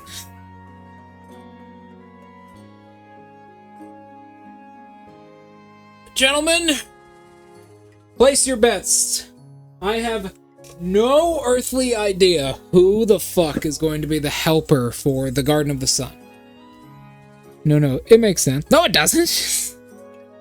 I mean, in Nikke it kind of does, if you consider, like, fucking nanobots, but... Why the fuck... Why does Kozuzu get bigger when she gets possessed by a villain? Also, funny thing is... that game, the one from the picture you saw... that apparently has one of the hardest final bosses in video game history. So we'll be doing that. At least trying to.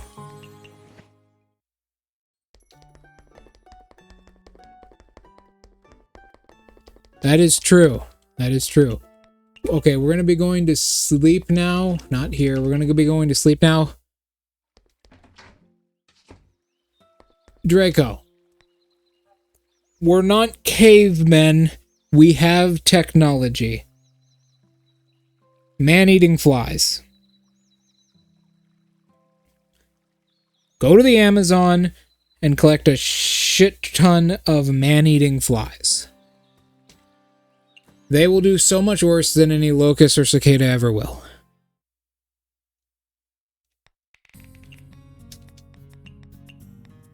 Any bear, crocodile, anything. Man-eating flies in a battlefield would be hell. Funny thing is, they don't actually eat people. They do worse.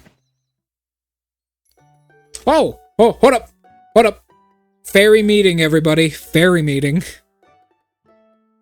Fairy meeting? What the fuck is going on here?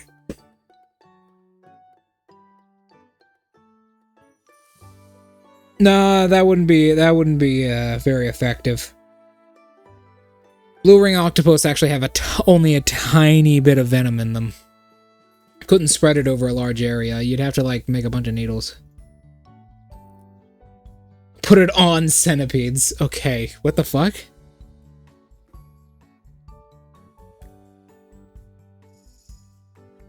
Hey, that's a lot of people. What are you guys up to? Having some sort of fairy meeting? Oh, it's you, Cherno. We're discussing what kind of game we're going to play. You guys are civil enough? You guys are civil enough to do that?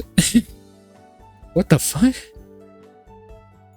With how hot it is today, how does water fight?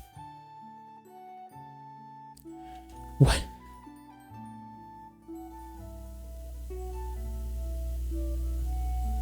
What? We already played that yesterday. Want to play in the forest? I think I saw those fairies catching beetles on the way here. That's the point of catching insects. Hey, I'm here. I'm very good at catching insects. Dayuse! I forgot how cute she was. Dayuse! You're a sparrow. I'm supposed to be the strongest. Isn't there just some bugs? I'll catch the biggest bug ever. You'll see. Is the Jester Fairy there too? I have no idea. Let's have a bug catching competition then. Sure, my poison can easily... Carnival Fairy. Knock out an insect. Those forest fairies have nothing on me. Oh, I'll show you. I'll make a competition between the forest and the Forest of Magic and the Garden of the Sun. Hey, don't forget about the fairies from the lake. That's my territory. Let's get the fairies from the mountain too then. Aren't we just catching bugs? Why are we mobilizing all the fairies of Gensokyo? Oh, that would be a nightmare. The fairies get fucking organized? That would be a problem for Gensokyo. You know how many of them there are? See you in some time. See ya, man. It's good, Nemesis. It's been good. Nice to see you stop by occasionally. Hey, before you go, be there for when we play that game. I think you'll love it. What's wrong with that? Okay, it's decided. Meeting adjourned, whatever it is. Oh, you'll like it, Nemesis. Trust me, you'll love it.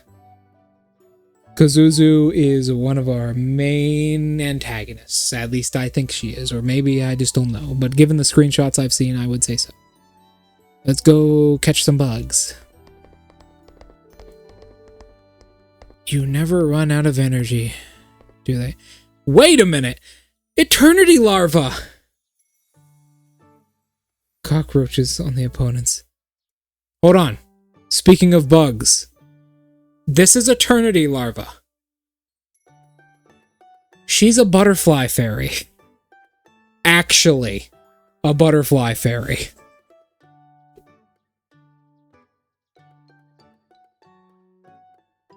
She's so cute! She's also the oldest fairy. Also, she goes to sleep for a while. She's also the oldest fairy. She actually predates Gensokyo. Unlike most of the other fairies, which were created in Gensokyo. I adopt the baby. So, see that thing on her head? Right here? That's her stink gland. That's her stink gland.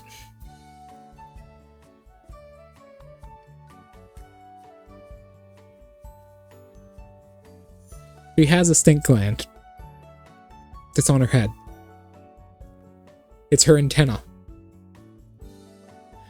So this is Eternity Larva. She is the oldest fairy in Gensokyo. She's very cute. She's also, like, larger than all the other fairies. I think a lot of the other fairies are like 5 feet tall. She's like 5'6". I adopt the baby. The rage. She's taller than all the other fairies, and she loves to do 2 things: dance and frolic in the flowers. She's very good friends with Yuka. And she goes to sleep for a while. Whenever autumn comes, she goes to sleep until it's spring. She literally hibernates. She hibernates. This girl hibernates. Underground. She builds a burrow underground and then wraps herself in a big cocoon and hibernates. She's very cute. Also, she's like 500 years old. He's about the same age as Vermilia. I adopt the baby. She's kind of dumb. Not gonna lie, she's kind of dumb. She's kind of dumb. Look at her face, though. Look at the pudgy cheeks.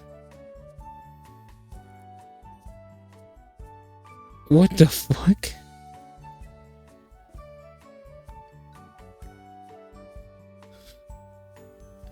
Look at their cute face. She's a butterfly.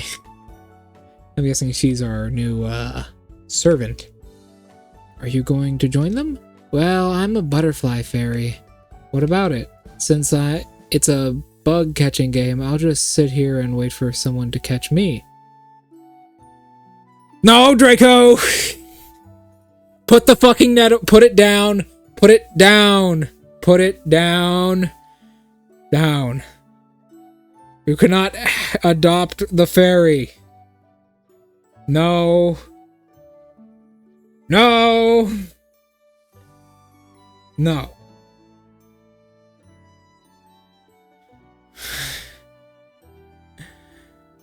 Grmad. I'll just sit here and wait for someone to catch me. ... Yeah, Mystia's got it right. Like, what the fuck? Man, I still prefer these relaxing games.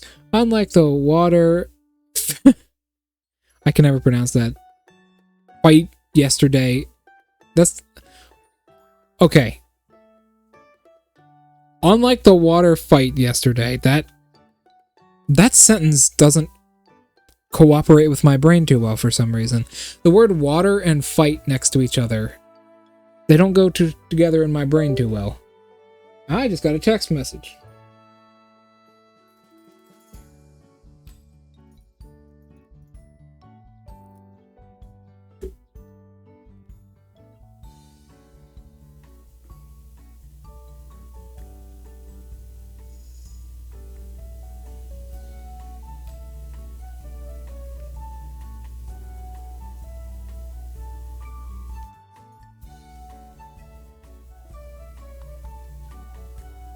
Okay.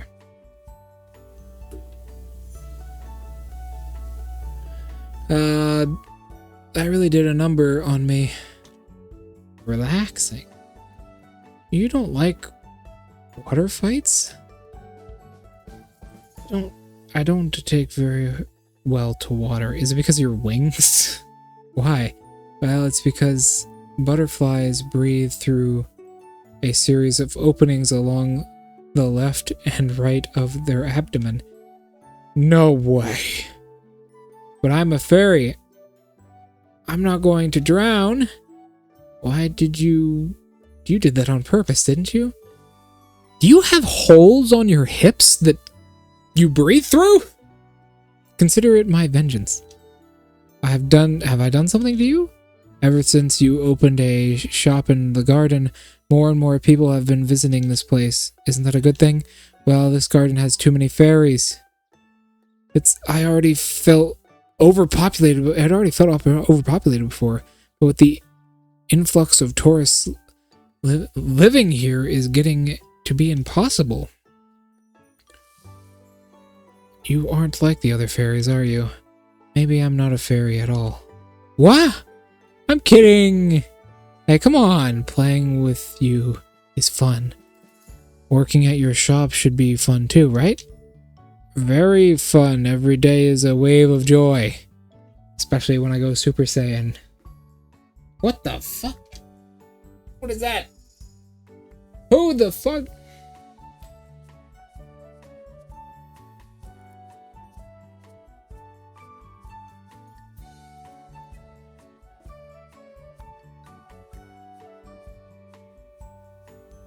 Hold on, I got another text message. They're nets. I thought they were targets.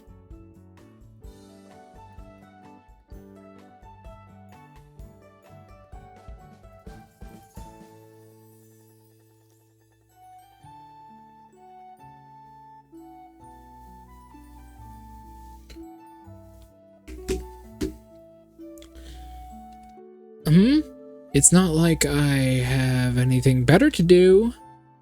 I don't mean to brag, but my izakaya gets a ton of customers, you know. Are you fine working in such a crowded place? Well, I never said I dislike crowded places, but I hate being disturbed in my sleep. Yeah, see, she really likes to sleep. That's why I'm planning on moving, but I'm still coming here to play.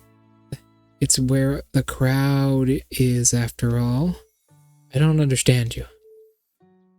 That's the effect I wanted. Okay, it's a promise. Wait, what? Rest assured, I won't disappoint. What a strange fairy.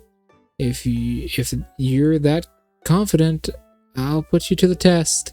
Hey, I can have fun tonight. I adopt the baby. Eternity larva. Where should my new home be? Somewhere that's not too hot and not too cold and not too noisy.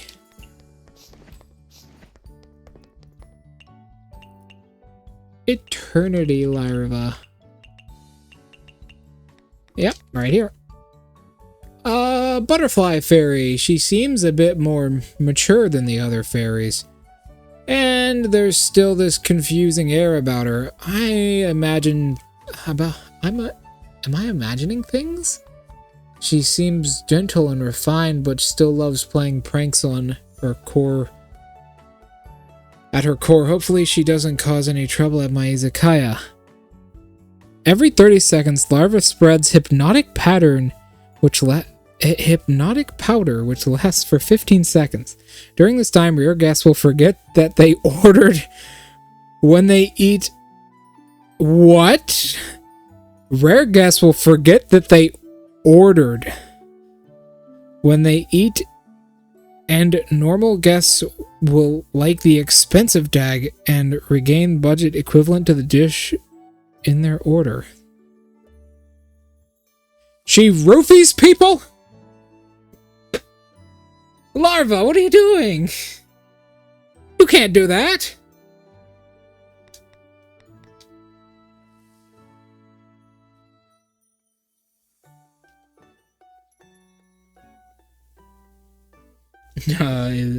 That is now my child.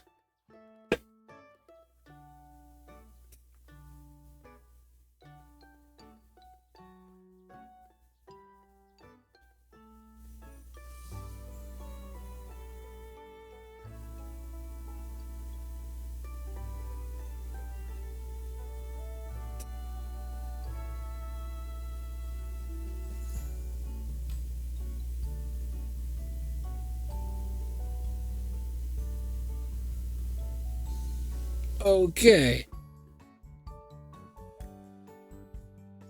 War crimes. I've only got 2 partners left. I did not expect Eternity Larva to be our servant here, our partner from this place.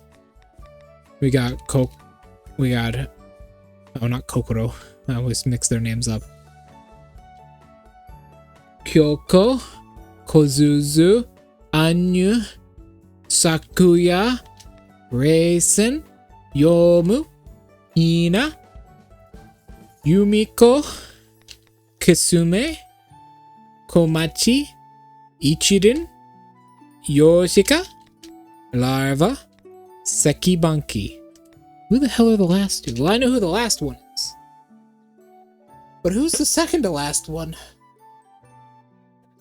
I have no idea who we would get from Makai. That's PC98 era. I don't know anything about it.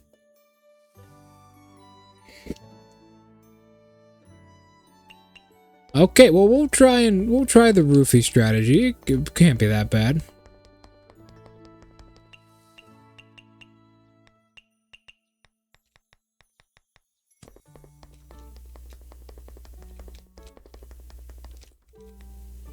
About the newspaper competition. Has the publishing awards ended, Messiah? What's wrong? Your article didn't do as well as you expected, did it? No, it did totally as well as I expected. What happened? You know, I published the article titled God of Destruction. To reemerge in Gensokyo. That paper seems to have...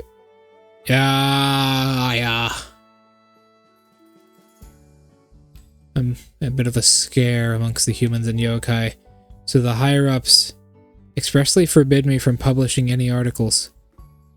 You can guess what happened to, Well, we did it! I guess that's what humans mean by going too fast. It's haste makes waste. I just wanted to cook up something more... Aya! You caused a scare! Don't do that! Well, good thing we don't have to deal with Aya's newspaper anymore. To turn some heads. I just wanted to stir up some shenanigans to turn some heads, but it appears I had too much... I used too much force. Shouldn't have put all my eggs in one basket, then... Use more baskets next time. Ain't that the truth? I guess I'll have to think of a different approach next year. Better luck next year. Hey! Draco, we don't gotta deal with Aya's newspaper anymore. Huzzah!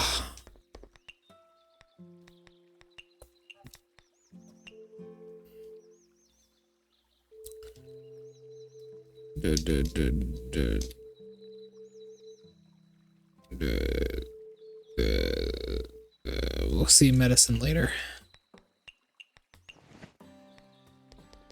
Good.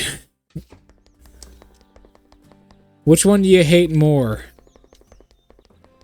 Okay, Draco, which one do you hate more? Aya or the Grape Kid from My Hero? Because they both do the same thing, but at least Aya contributes to the story, right? So do you hate him more, or do you hate Aya more for being a reporter?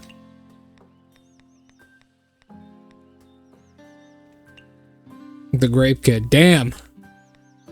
So peeping and doing something for the story is better than peeping and not doing anything at all. I get it. I get it.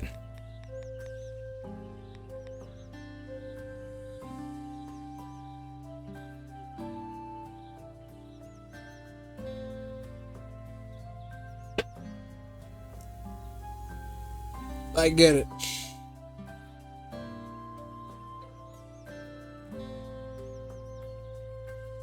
I guess we'll have to fucking read Hakuna's articles for a while.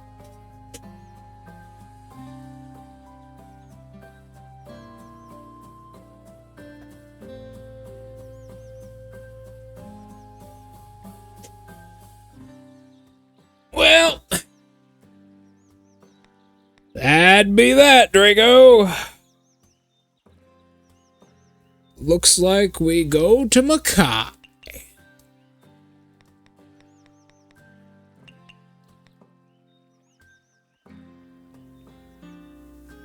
Lunar Capital branch extension. Specialty training.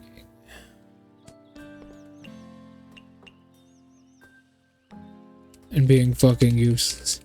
I get it. Makai, yeah, we got level 3 in Makai. Creeping fig. What does that mean? Alright, let me do the interaction one time, Draco.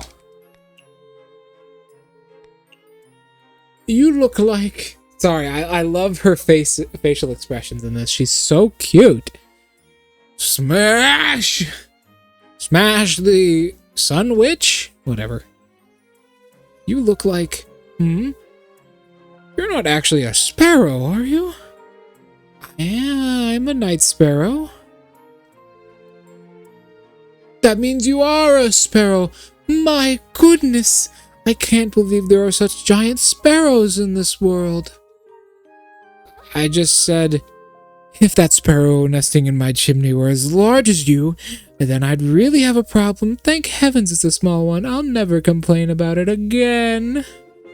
I just told you I'm a night sparrow, and I wouldn't build a nest in your chimney. Fair enough, but she's so cute. I love... That's another thing Zune likes to do. Holy shit, that's so true. Zune just likes to do bullshit like that.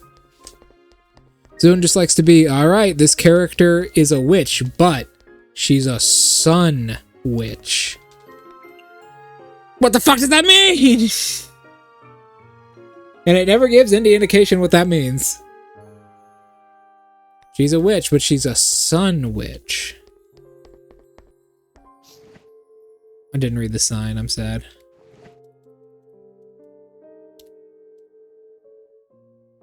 Here are the ingredients!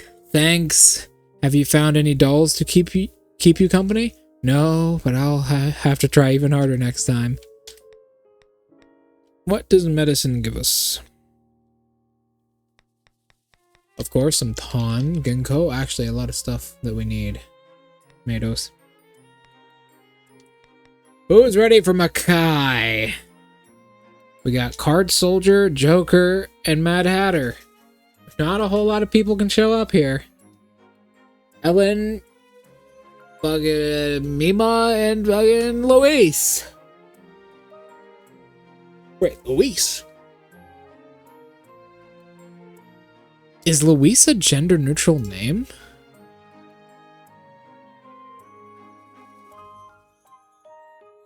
Ah, Chinese food, huh?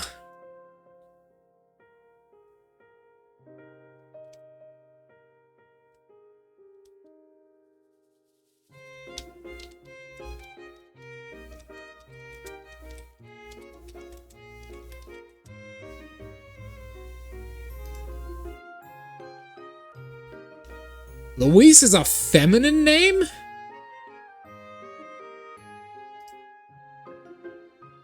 I've seen more guys named Luis than I have females. Huh. It's also a French name.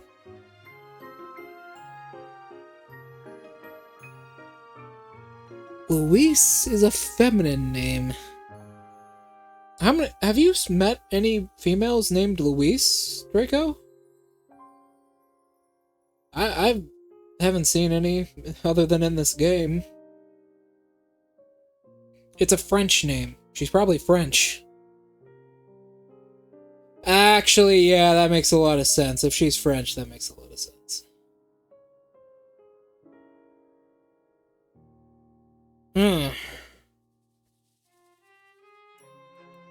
Pronounce the Lewis.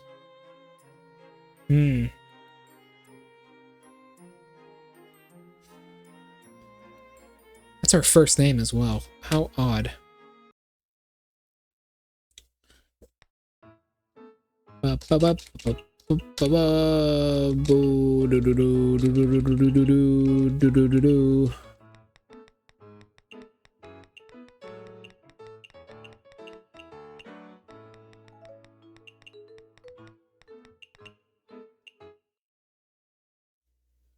For the male version, I see.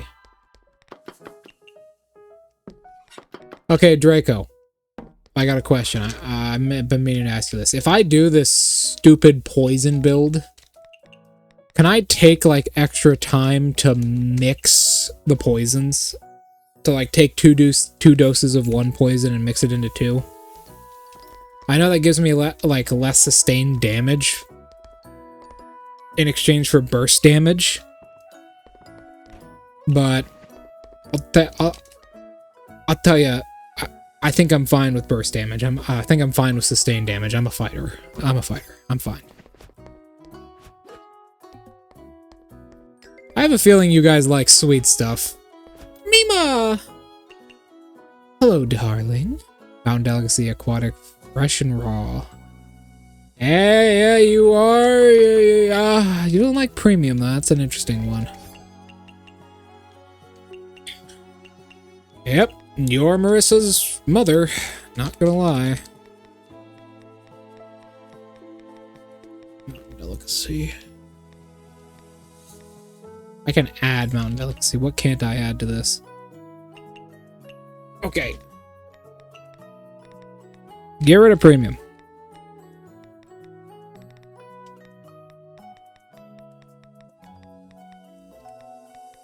What would she like the most?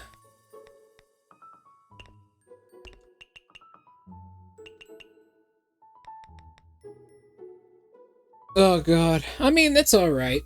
You know what's crazy as well? So, Draco, the Poisoner's Kit, it actually unlocks a new type of poison for you. Which I think is pretty cool, and another reason to take it. I find that pretty cool.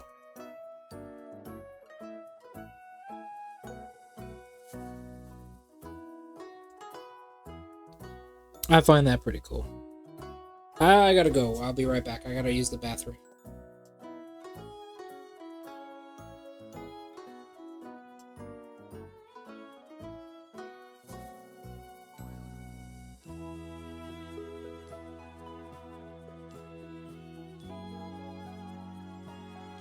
There we go.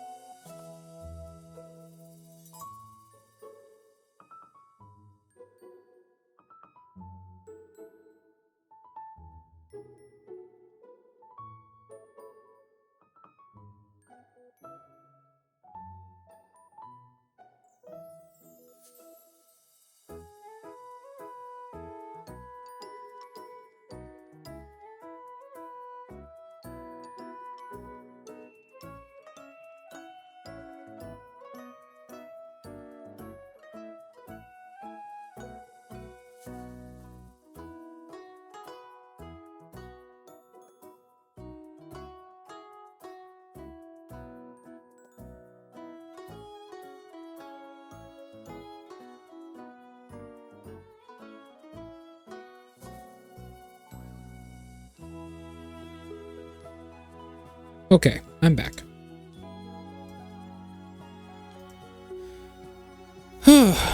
Alright, Draco.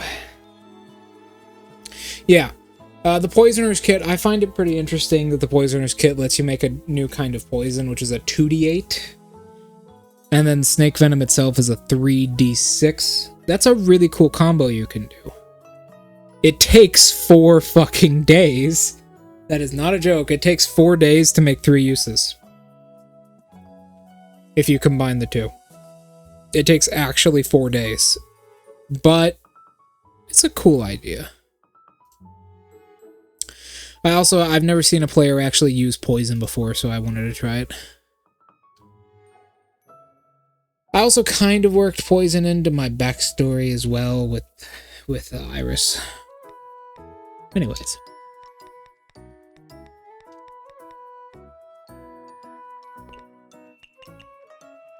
Let's see, aquatic, fresh.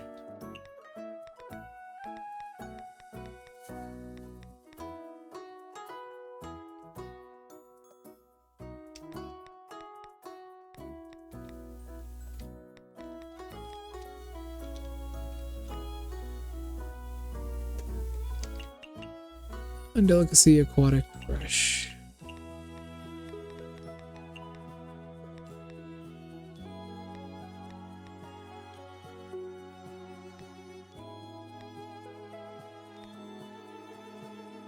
Ooh. Fresh, raw, aquatic. Salmon, tuna on a board.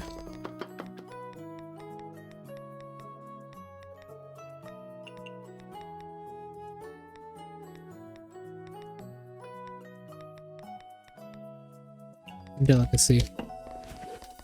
Yep, you're Marissa's mom. I see that the apple does not fall far from the tree.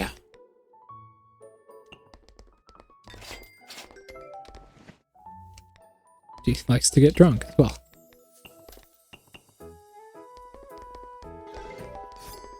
Doesn't like premium though. Oh, yeah, that's right. That adds premium.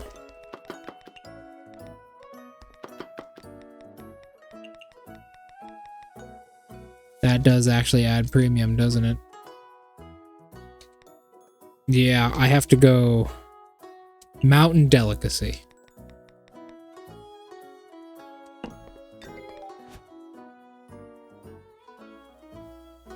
Western.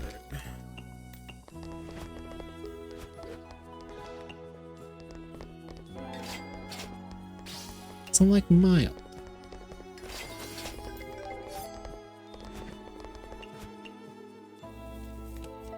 What do I have to have you eat?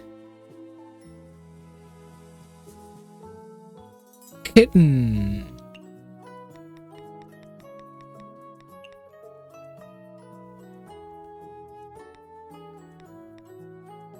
First of all, let's... Okay. These two together. This. Now this has mild on it naturally. No mild.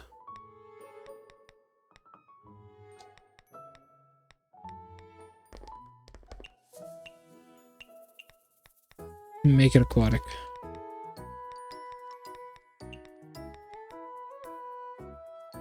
Buddha's Delight. Buddha's Delight.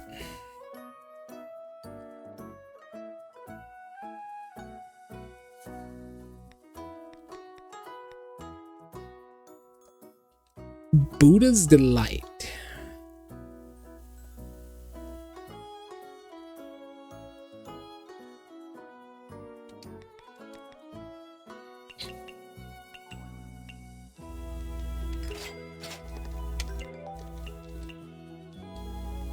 Lamprey and onions.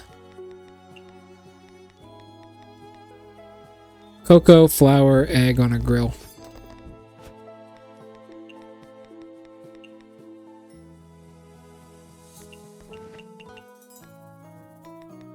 Home cooking, dreamy film.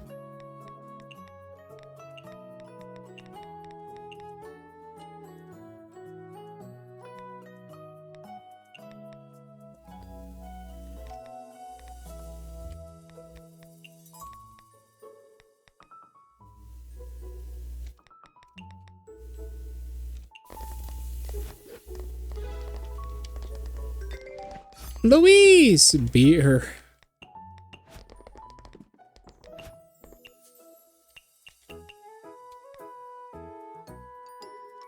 Whoever made this game deserves a lot of things in life. Pumpkin and shrimp.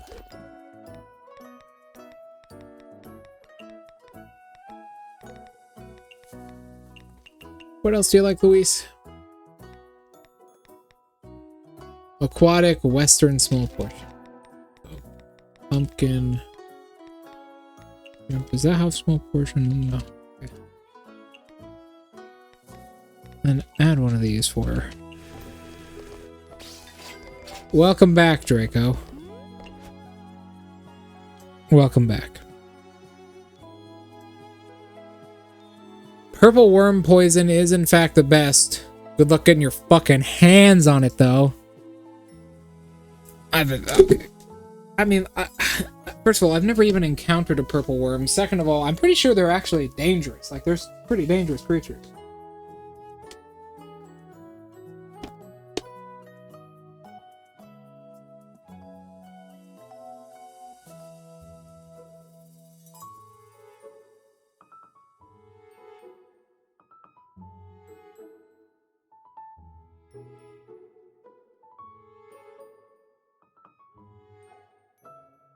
Oh yeah, holy shit.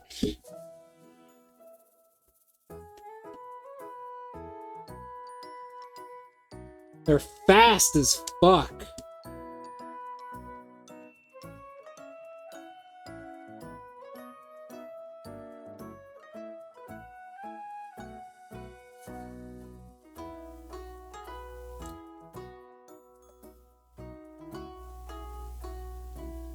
They also do an auto grapple.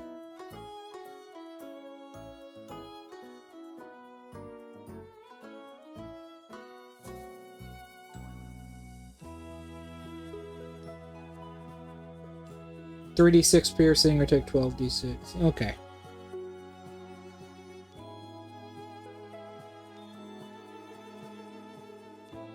Yeah, but I don't like to do that kind of stuff. If I'm gonna get something cool like that, I want to do it with my own bare hands. I'd rather actually just go out and kill a purple worm. Did she just explode into candy? What? What does your spell card do? Candy House of Love. The next 30 seconds after completing a guest order with at least a normal rating, Fua Fua candy drops near the seat for picking up. The guests explode into candy? Out alcohol. What do you mean for picking up? Can I just go over here and grab this? Fua Fua candy. I must be high as shit. What is this? What does it do? The hell is Fua Fua candy? Fua Fua candy. What the f- Candy-shaped currency distributed by Fua Fua Ellen's magic shop. No! Oh, that fucking bitch! She literally just hit me with the script. She just fucking... No, bro. A way of sharing her sweetness with everyone can be traded for goods at Fua Fua's Ellen's magical shop. Yo. She literally just hit me with the I pay you in in-house currency.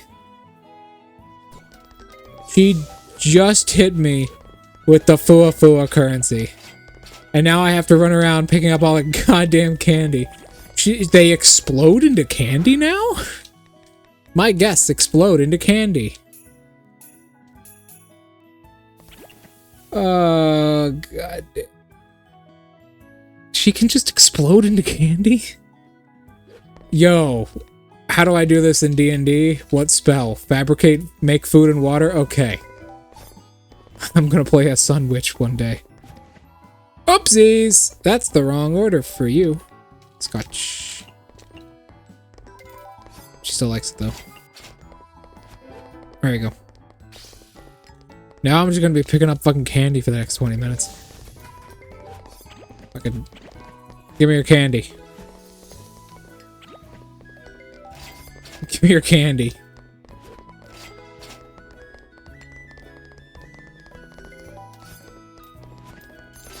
Oh, nice. We just copied Mima. Mild alcohol. Fua candy. Yo, what? What is this? How do I explode into candy in one of your campaigns, Draco? How do I do it? Explain it to me. Explain me the exact process. How do I explode into candy? Small portion, aquatic, photogenic, western, and sweet. You not like meat? No, you don't like filling.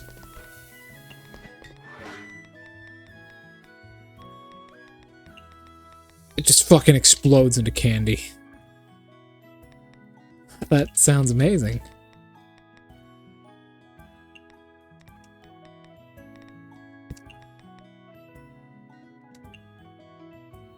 Just boom, candy.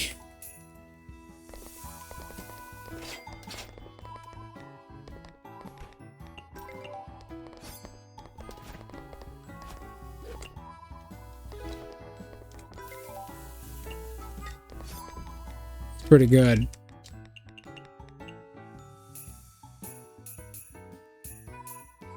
I'll be a fucking...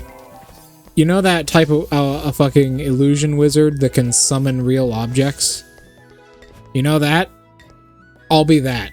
I'll be one of those. I'll be one of those wizards. And I'll just fucking... explode. I'll be a summer Eladrin. I'll be a summer Eladrin. And I'll just explode into candy.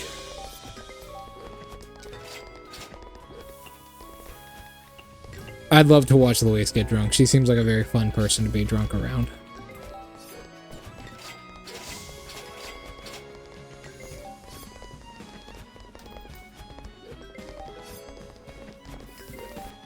Explodes into candy. Stupidest shit in the world. Hey, what are you doing? Explodes into candy.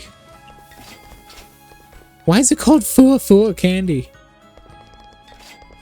There must be some shit from PC98 that I don't know about. Because I never heard anyone say Fua candy before. Very breedable drunk, I suppose.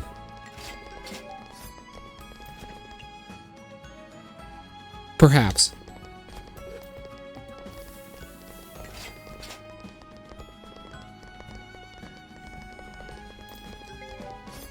Wow, the people here are quite wealthy.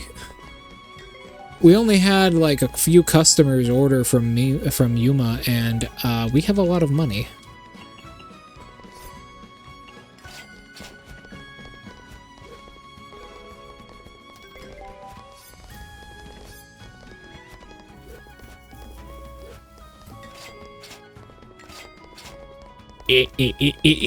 Sus.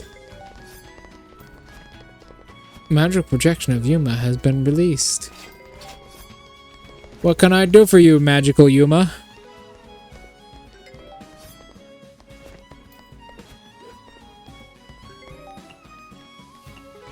Knew it.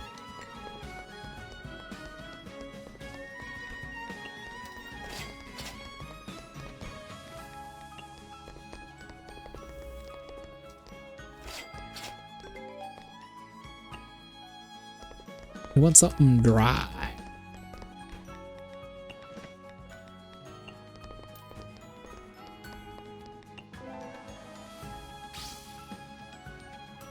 Glutton feast.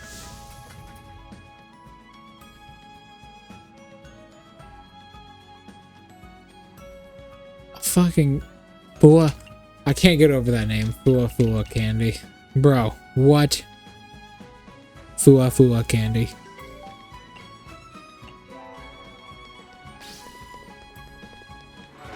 What is it called? Fua Fua Candy.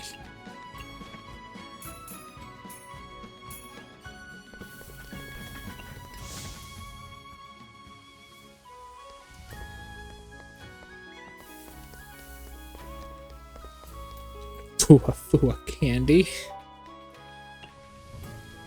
Scotch.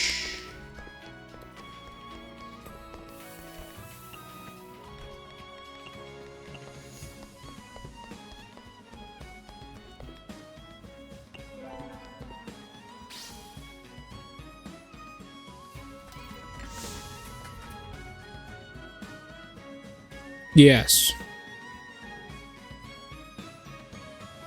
What the hell is Fua Fua Candy? And she's gone. Just like my wife. That was an interesting night, Draco.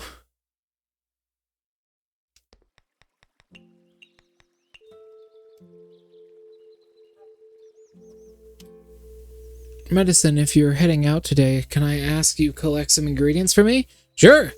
Friends, ingredients, I'll find them all. How adorable.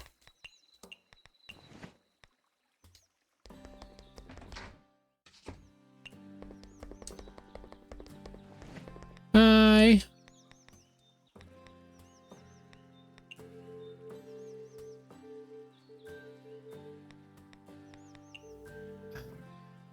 Have you been to Hakigokuro?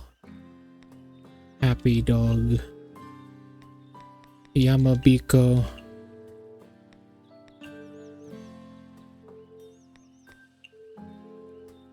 I love her. She good. Very interesting night indeed. Alright, let's go talk to our guests.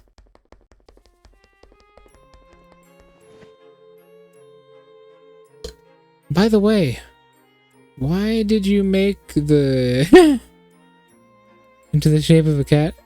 Canel into a shape of a cat?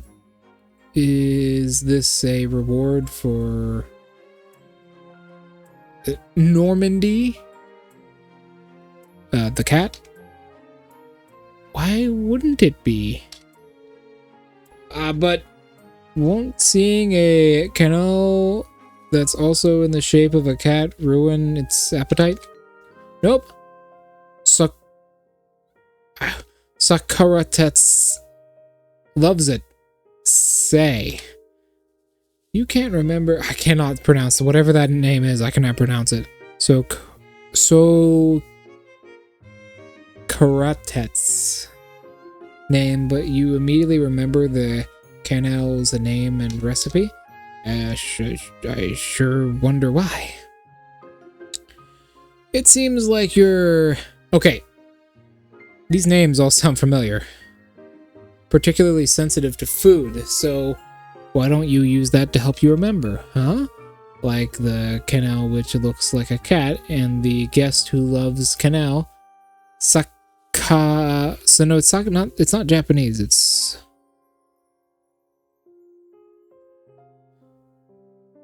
Sakura... What is that a place? Is this a place?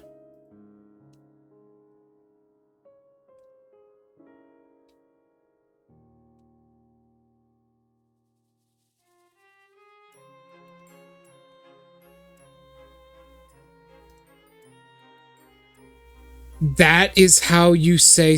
That is how you spell Socrates' name.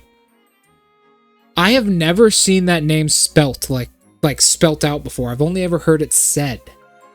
I don't read a lot of his stuff. That is actually how you spell Socrates. Incorrectly! It's spelled wrong! The game spells it wrong!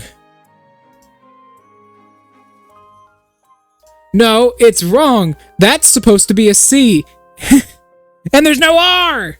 Sorry, there's no T. Although in English it's spelled, that's how you spell it in English correctly. But in Latin it is spelled Socraes.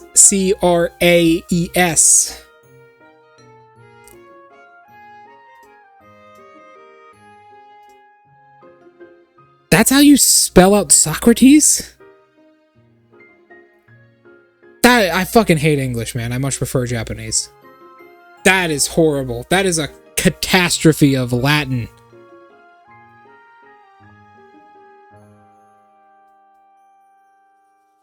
Technically, that's not actually Latin. That's just the English spelling of his name. But whatever. You get what I mean. Does that help? You remember?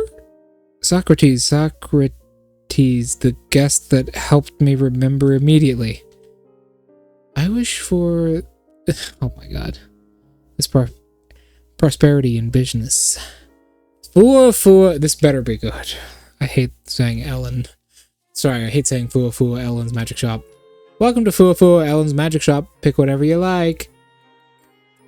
Whoa! Whoa! Whoa! Whoa! What's that? Funds gives you 4,000. Gives you...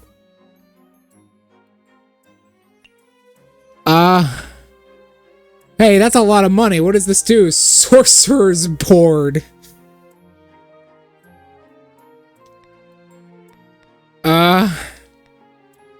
Give 33 Fua candy. Give 4 silver frog coin. 160. Are you fucking with me? Okay, what does it do? If the created dish does not have the meat tag, decreases dish cooking time by 50%, otherwise increases cooking time by 30%. Sorcerer's Echo. After a guest eats and rates a dish created by this station, the next dish created by the station will gain the same rating when given to any guest. What? Okay. This effect only applies when used by Mystia. Okay. Oh, I can actually trade frog coins here.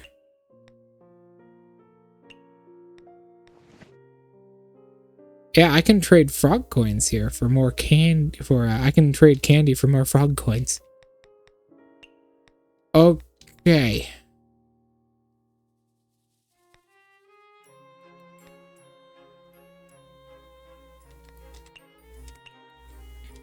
Oh, God.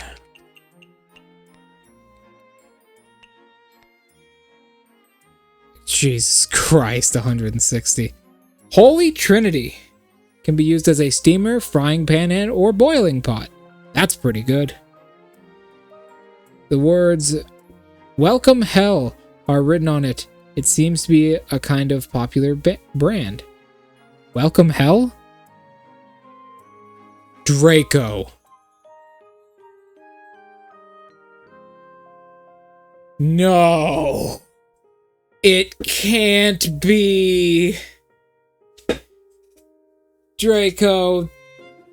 Welcome Hell? This.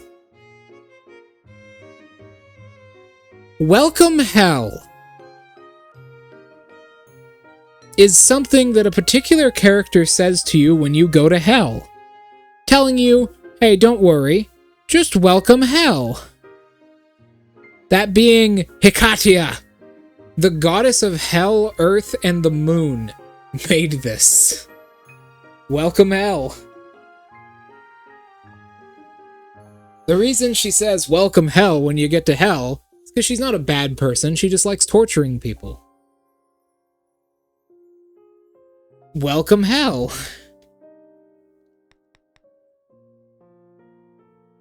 Fua candy.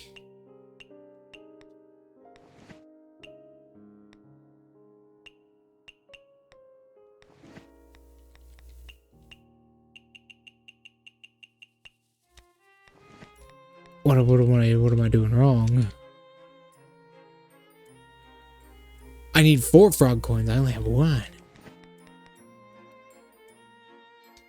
Oh. Okay, I only have 4 silver frog coins? So this was made by the goddess of hell right here. Thank you. Come again whenever you like. Sun Witch. In your opinion, what's the difference between science and magic, Mystia? At this point, I don't know if there is one. I think they're both about the same. Hey, I think so too! Because I can understand neither of them. What do you think science and magic are then? Tools you can use when you're lazy? At times like these, you need to answer reason, ethics. I don't think that's ever been a question in this game. What?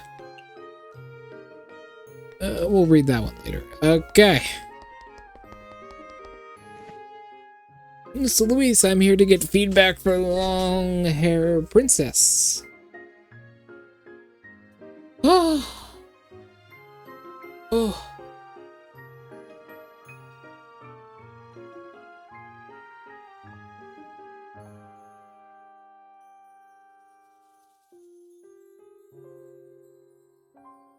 Hey, Katya.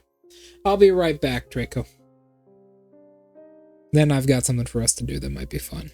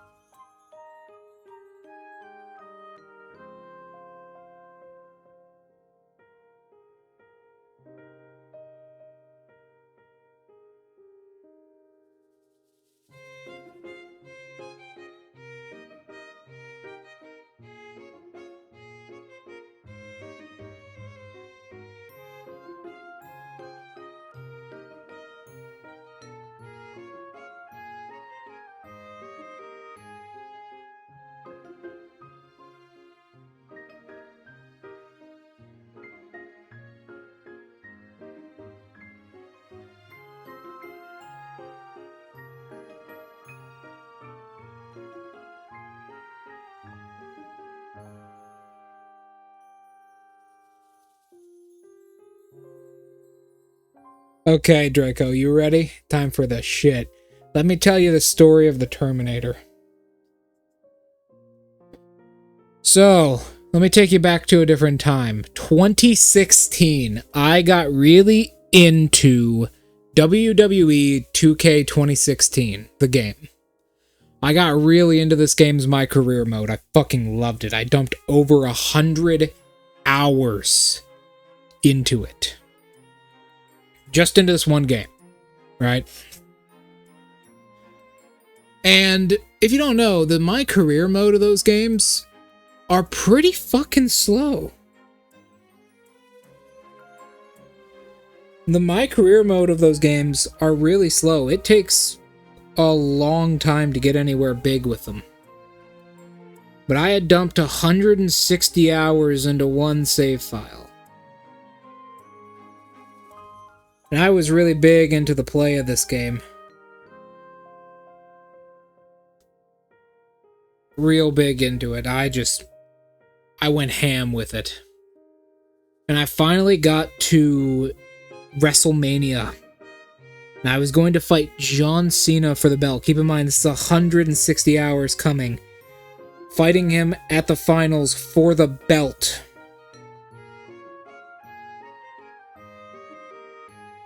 So, really big fucking moment here.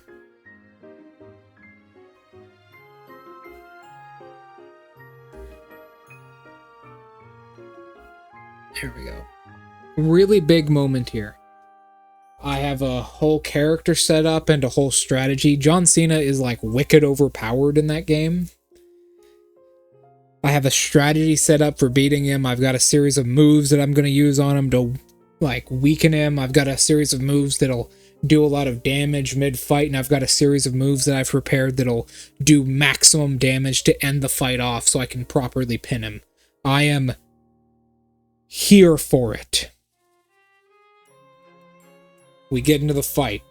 It's going pretty well. He's got fucking 5 reversals, I think.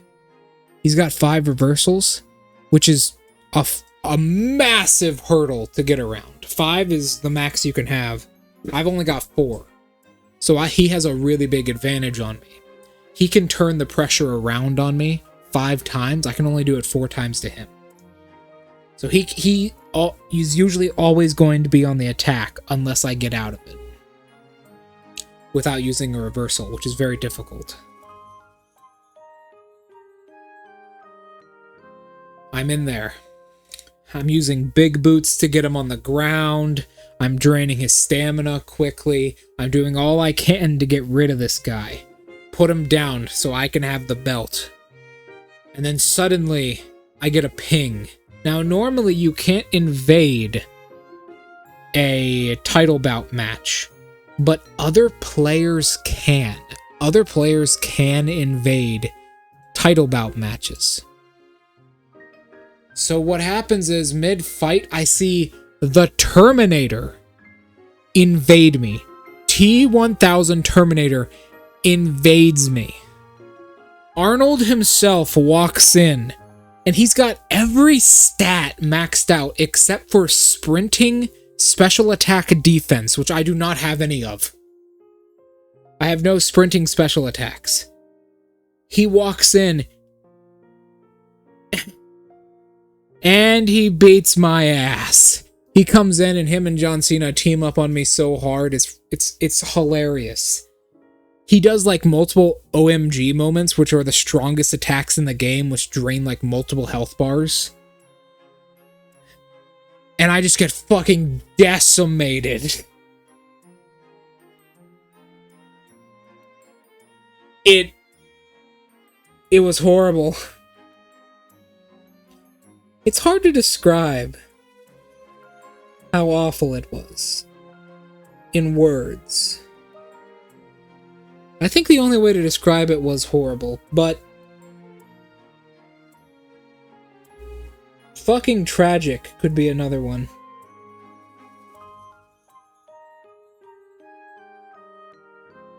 It took me another 40 hours to get another shot at the belt. Describe it in sounds that aren't words. Okay, I'll go.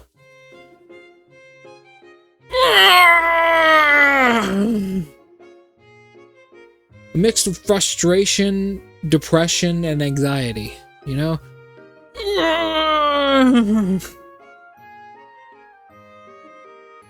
It took me another 40 hours to become rivals with John Cena again, so I could get another attempt at the belt. Because you can only claim your belt from the rival, from your own rival. And he got another rival directly afterwards, so it took me 40 hours of beating people until I got another chance at the belt. And I finally got it and just ended the career there. It was horrible. It was so horrible. It takes a lot. It takes a fucking lot.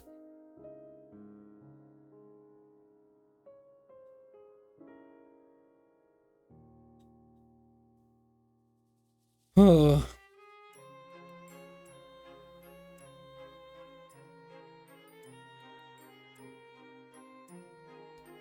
So that's how it went.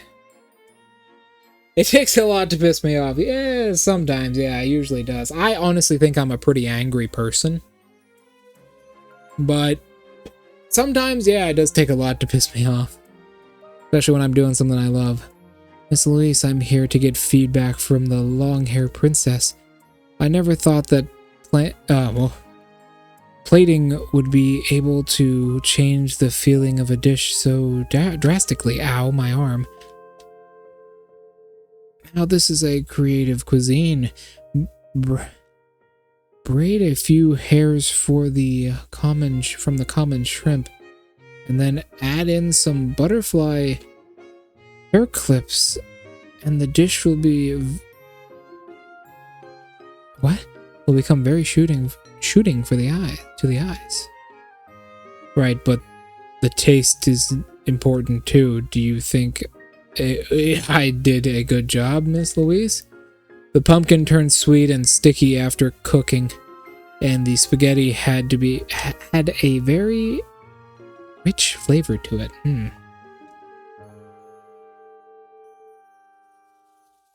It just takes a lot to just get to WrestleMania itself, right? You have to get out of NXT, which is very difficult.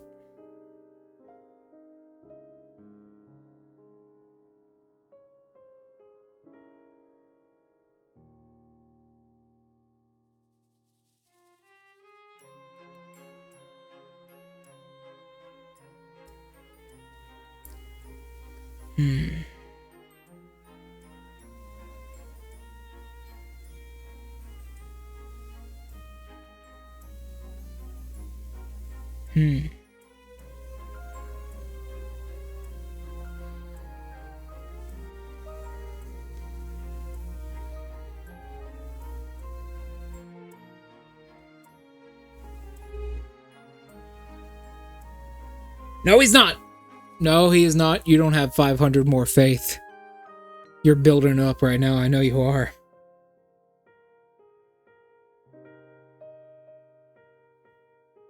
You don't got the faith.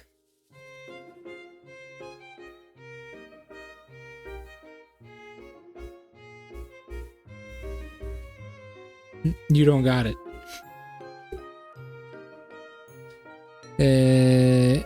May provide a creative idea, but you ultimately did a much better job than I did. Thanks for the feedback. Are you going out, Miss Louise? Yes, I'm going to the human world. You sure love the human world. Maybe because I love humans. Oh my, but why? Oh, I'm kind of in a hurry right now. I'll tell you about it next time. Okay, safe travels. Wanna bet?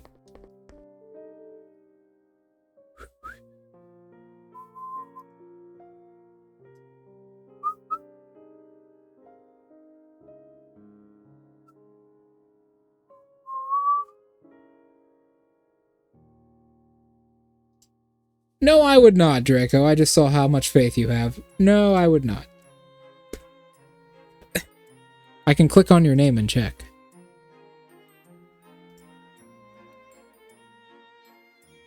Draco. Holy shit.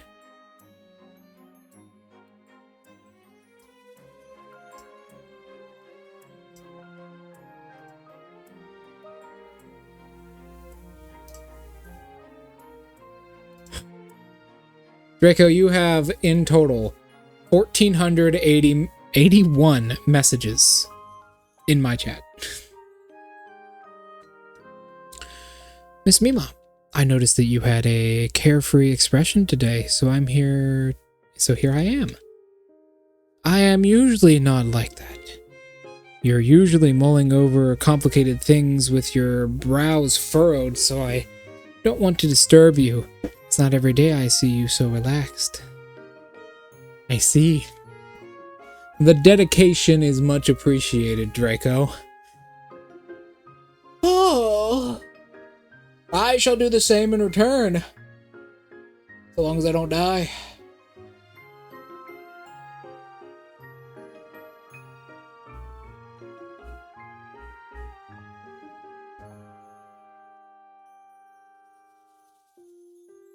If I ever actually stop streaming for more than like a month, I'm dead. Just assume that. Assume I'm dead or my computer is dead. One of those two, because that's the only thing that would stop me. Make a perception check. Well, I do have...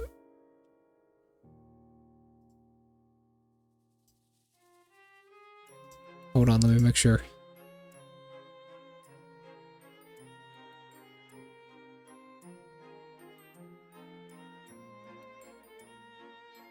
Let me make sure.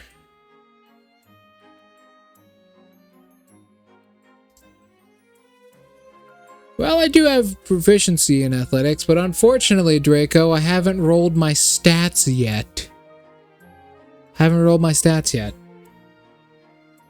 But I do have proficiency in it thanks to my backstory.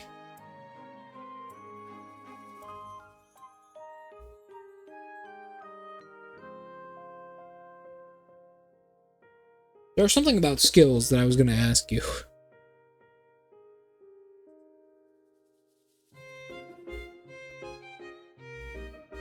Oh, hey, Draco, if I get a skill, like, multiple times over, can I trade it for a different one? Because, like, I was making this uber build character, because I didn't like the idea, I didn't like how my ranger's backstory was going, so I started over, and I'm gonna make like the uber martial build human that I talked about at the beginning of the stream. But I realized I got the survival skill 3 times. Can I trade it for something?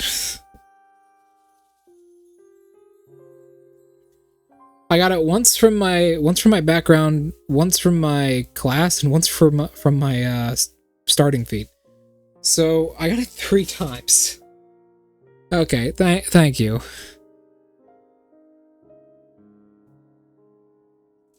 I find it funny that I got survival that many times, but it is kind of crazy. It's like Iris having 4 backpacks on him. The developers, Wizards of the Coast, likes to give you certain things. They like to give you certain things, right? They like to give you certain things when you make a character, but sometimes they'll give you that thing multiple times over, so it leads to characters having like the fucking perception skill 5 times over, or a character having like 20 daggers on them, or a character having like 5 backpacks. It's funny, but it's really irritating. You sure love researching, Miss Mima. Is it a hobby, or is there a story behind it? Oh, trying to dig up my past, are we? Not at all. Well, yeah, maybe a little. I'm not trying to dig up anything. Listen, darling. I want to know everything about you. Every inch, every nook, cranny, ghostly tale, everything. I'm an emotional vampire. I get pleasure from all the stuff you talk about. I need it. I need it. That is my, it's just that in my eyes, you're not at all what everyone makes you out to be, so well, to put it into words, it'd be research, explanation, the desire to seek the truth. What a reason like that. I'd be hard pressed to decline. Very well. I'll state your curiosity. I'll be all ears. In the beginning, I was just a product of magic in a small room. She actually was, funnily enough. And the one who created me was, at the time, the head of the Kirasame family. Kirasame family. You mean, when I first gained sentience, I served as his, well, I don't know if you would call it that, but sure. This is an interesting take on Mima. By the way, we don't know Mima's backstory. I should probably state that. We have no idea where Mima even fucking comes from. We have no idea where Mima comes from. So this is all Mystia's Izakaya lore. I was his conversation partner. He'd speak up about his experiments, his understanding of magic and alchemy, and he'd also talk about his own life, the mundane, everyday things. We talk with each other every day. Must have had quite the relationship. I suppose you could say that those were happy days. I read all the books in the room. Every experiment's success or failure, he would always discuss and conclude with me. He listened to my thoughts, and he sought to prove my hypotheses.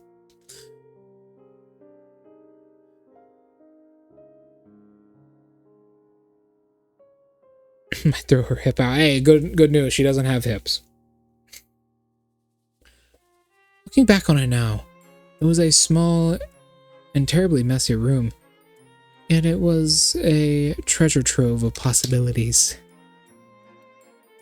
All manner of interesting, spectacular, even unearthly experiments.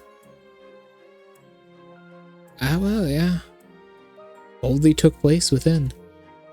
That was also when I realized the beauty of knowledge and exploration.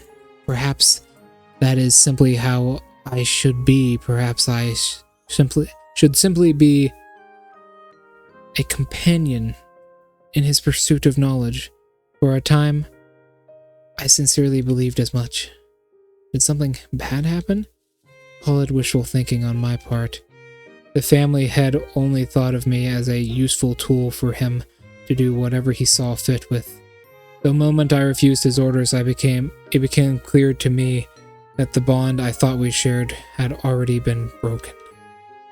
Isn't that funny? Ultimately, it spurred his descent into madness. Oh gosh! He kept going, my creation, this, my creation, that. He thought himself to be my god. What a joke. From that moment I was born. I was myself. I won't allow anyone to control me. At the end of the day, what I really am is an accident given life by the achievement of the pursuit of knowledge. If I really needed a god, then it should be knowledge itself. Such a god would never insist for me to live according to the whims of any one person. Ridiculous, isn't it? No, I don't think it is. The things that are on your mind, Miss Mima, are more meticulous and realistic than the average person's, I think. Oh, I must say, you're a cut above the average person. Truth be told, there was a time when I thought him to be my very first friend, someone I can treat as an equal, someone I can pursue the truth with. But in the end, humans always seem to prove themselves to be duller than I imagined. I left the Kurosame family, leaving any expectations and bonds I might have had behind in that room. I thought it would be the end of it. Yeah, that's an interesting Mima backstory. I mean, it's probably the only one that's ever appeared in an actual fucking video game, not gonna lie. Mima doesn't get a lot of attention. We don't know where Mima comes from. Not at all. In actual Touhou canon, we have no idea. We know that Mima just haunted the Hakare Shrine at one point. And she has a very close tie to Marissa. And then there's the whole thing of Marissa being Mima's mother. And that's all we know about Mima. That's it. So it's very interesting to see someone have another take on that. Because Mima's basically been relegated to obscurity, even though everyone loves Mima. She's one of the fan favorite characters. What I did not expect was from the family head to be so far gone that he'd spend people to wipe me out multiple times. What? He just sent hitmen after you? Magicians from the Kurosame family hired yokai hunters. He sent everyone he could after me. They called me Mima, the demon who stole the soul of the Kurosame family's head. If he couldn't use me for his own devices, he'd have to take my life. So that's how you got the name Mima. But why did you accept an insult like that as your name? Well, it's a fine name, no? It exudes strength and mystery. It'd be such a shame not to put it to good use. So nanaka? So nanaka? In the end, he couldn't destroy me. Even at the cost of his own family. His most... Well, yeah, he forbid his family members from any magical-related experiments. Yeah, that's why Marissa's father hates magic in this. Remember, we don't know anything about Marissa's dad, first of all. We have no idea why Marissa was raised by Renosuke originally. We know she had a falling out with her father, and that is it. In actual canon, we have no idea.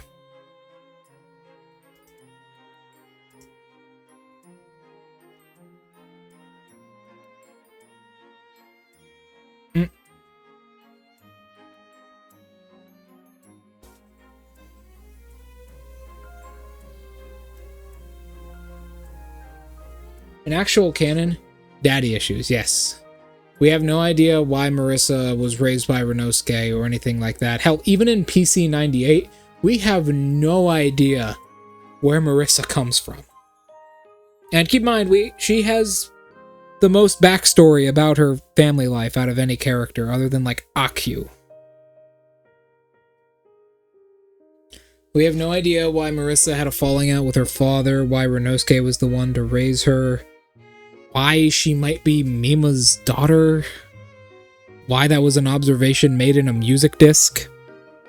Officially released by Zune, keep in mind, that's not a fan thing, that's so weird. I still consider that canon just because I like it. That's my head canon, just because I really like the connection there, because Mima deserves to have a little bit of spotlight. She's a very cool character. Also, we don't know where Mima comes from, so we don't know anything. And that's Touhou, baby. You know how Zune, you know how I brought up at the beginning of the stream, Zune said, just make your own conclusions about how powerful people are? Yeah, Zune also does that with his lore. So, he also said, just make your own conclusions about the lore. And I think that's why Touhou is still popular 20 fucking years later. Ugh. He really did become a dull person. I had no idea there was such a story behind the Kurosame... yes, the Kurosame magic shop. Curio shop. However, the fires of curiosity will never be put out. There's always been someone attached to the light that slips through the cracks. The curiosity of humankind is limitless. Nothing can be stopped. Nothing can stop it.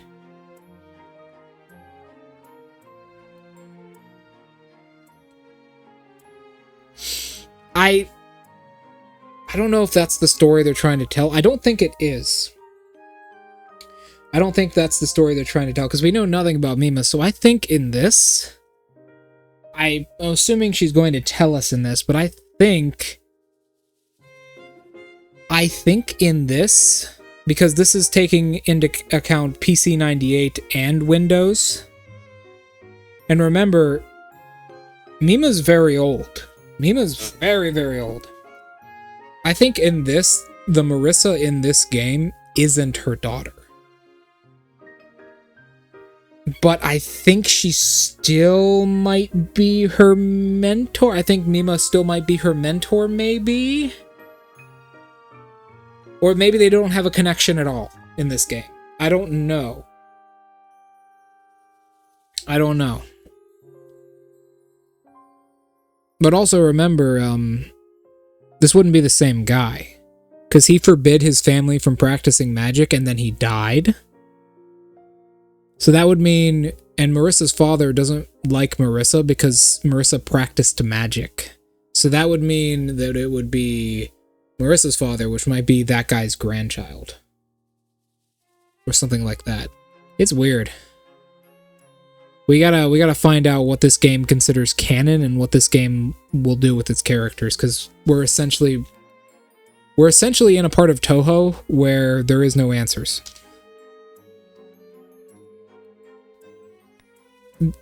She might not even be Marissa's mentor.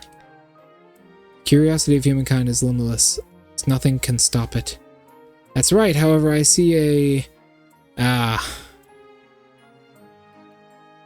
piping hot pot. I'd always imagined what sort of dishes is inside it. It's something I've always been curious about. You really do know how to make everything about cooking, huh? In that case, to state your curiosity, huh? Is there a new recipe for me to learn?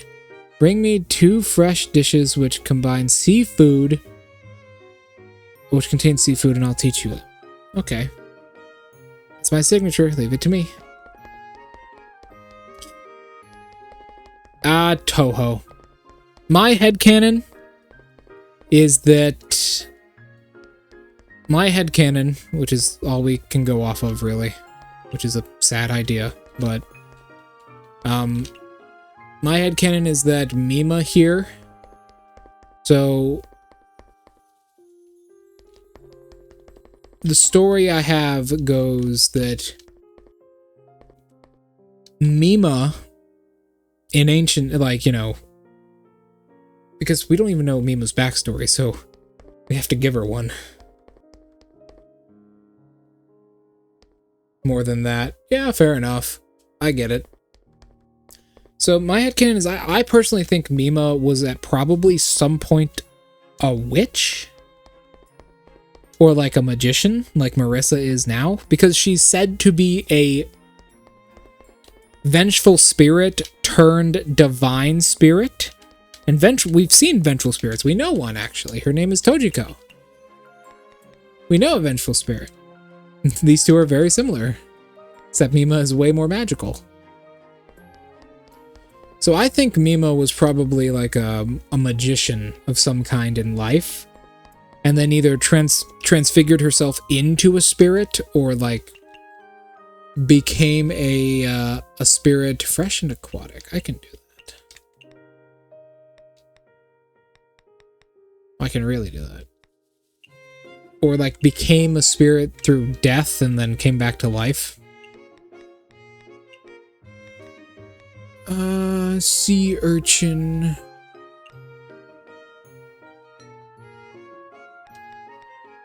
Creamy crab.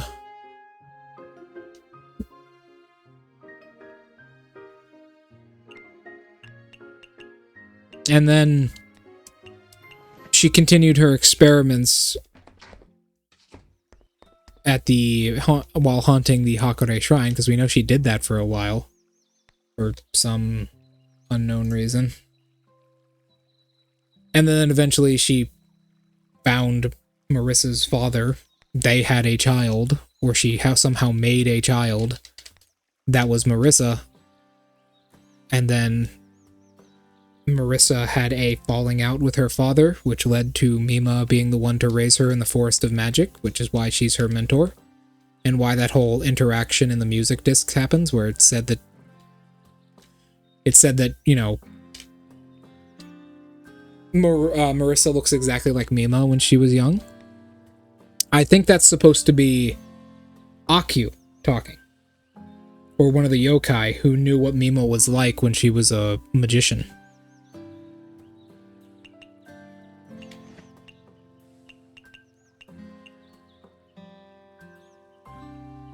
Fresh and aquatic? Did I not just make that?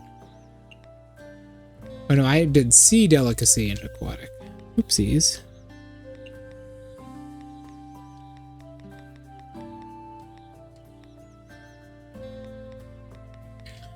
It's like a yin yang.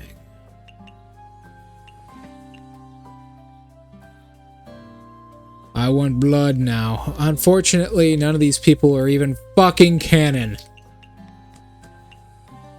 So no blood for you. What is our relationship level with Nemo? Okay, we're going into level 3. I've got the dishes. Miss Mima? I dedicate a... What? Craftsmanship? I would call it culinary art, but okay. A delectable flavor as expected for your craftsmanship is worth looking forward to. So, I passed the test? What test? I was simply hungry. Oh. I just accepted payment in advance. That would make us even, no? In any case, allow me to teach you this recipe. It's a shrimp dish that looks very interesting. I look forward to your cooking. I'll try it at your shop if I have the time. Right. I'll make sure not to disappoint. Drunk shrimp in bamboo.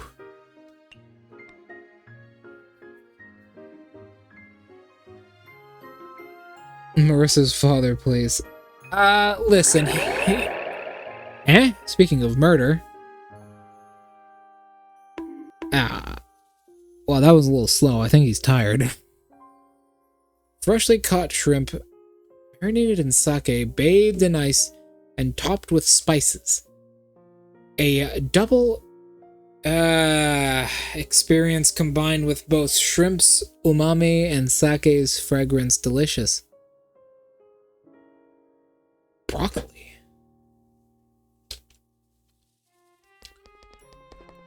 But I think that's what happened. And then Mima disappeared to Makai, because we know this is actually something canon we know about her. We actually do know Mima comes to Makai to experiment. So I think she probably went to Makai once Marissa became a little older, and then Marissa was raised the rest of the way by Renosuke. Because we know that Renosuke did not teach her magic. He taught her, like, magic through items, because that's what he can do. That's his power. That's his special... I almost went to the Garden of Sun. Oops. That's his special ability. After this night, we will turn in and end stream.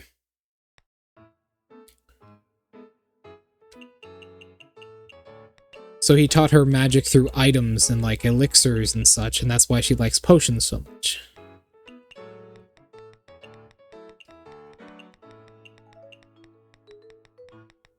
That's what makes the most sense to me.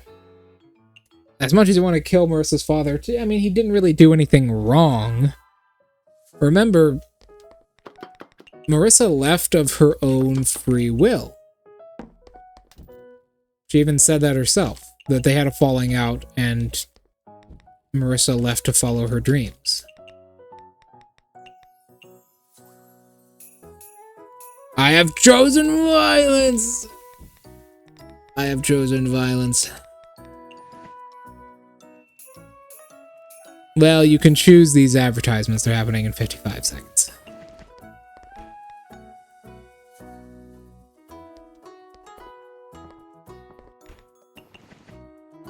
Oops. Hold on. I'll be right back. I have to go let the cat. Also, I have to go do something else as well. I forgot about this. I'll be right back.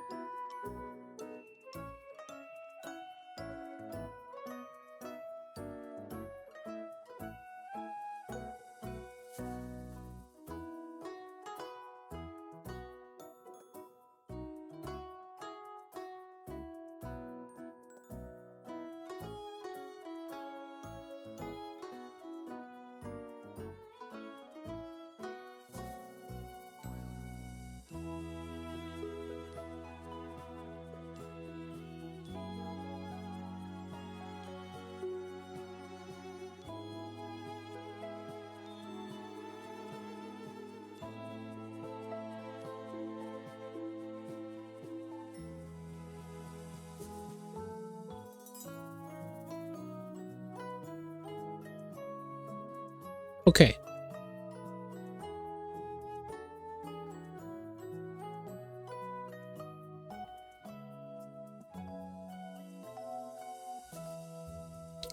Sure. But maybe she didn't go alone. Maybe Mima's the reason that all happened. That's what I like to think, in my headcanon at least. And headcanon is literally all you can do. My headcanon is that it was like a weird divorce and Mima literally took the kid. Because Marissa wanted to be like her mother and, you know, be a magician.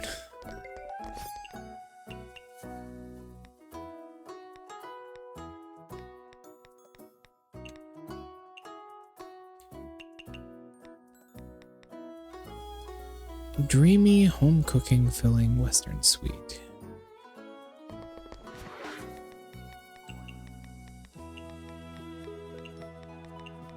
This is filling Western sweet. Dreamy, home-cooking. She wants pancakes. Of course you want pancakes. Of course you want pancakes.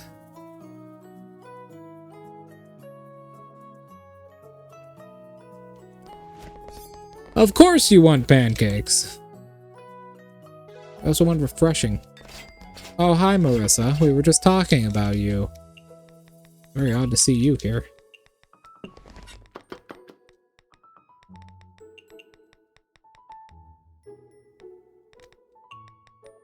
Let me just get your mom's dish ready, too.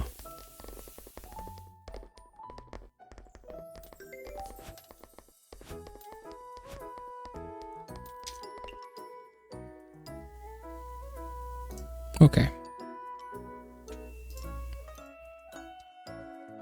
Blood for the blood god, skulls for the skull throne.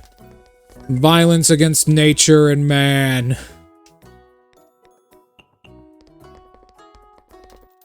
Ellen, let's make some candy, shall we? Nope.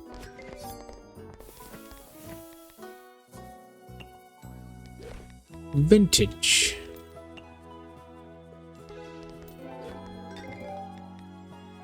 Chillable.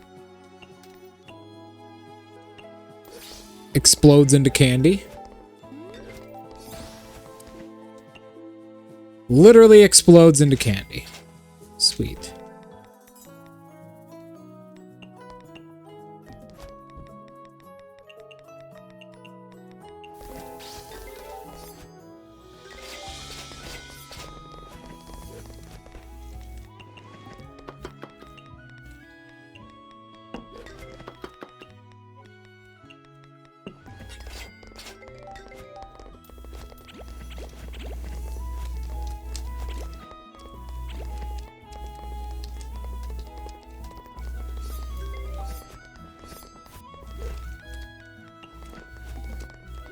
Mima!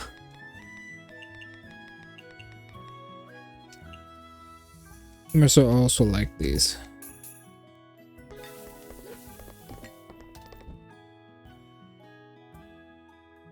And why is that if you were allowed to live by Reimu?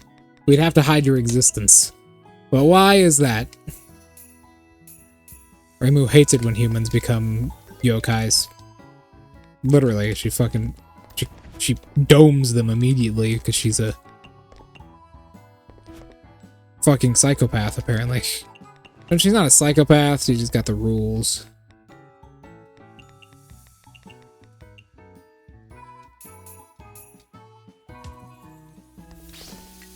I don't think that's really possible for a yokai to do.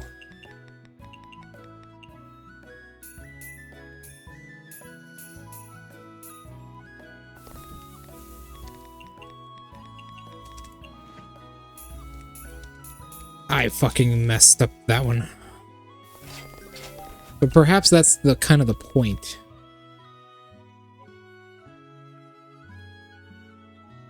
No, actually, it's not negative emotions that turn people into yokai. Not quite. Yokai feed off of negative emotions. Negative emotions is what creates yokai. It's what, like, causes them to spontaneously exist. What turns people into yokai? Well, we don't know. Rituals. Certain rituals can do it. Certain rituals can do it. We know that.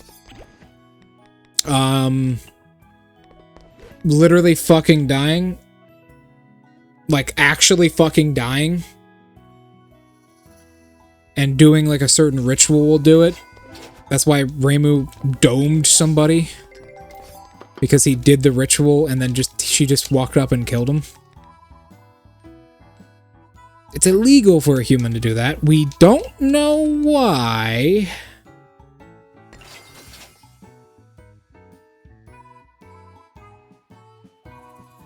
We don't know why, but that's not what turns a human into a yokai. The best way to turn a human into a yokai is to literally just become a magician. They always do it. A lot of candy. Low alcohol.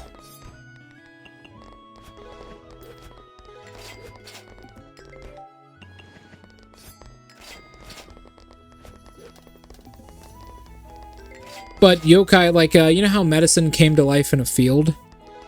It's because there was so much, like, negativity, like, negative energy built up in that field that she became a Tsuchigumo.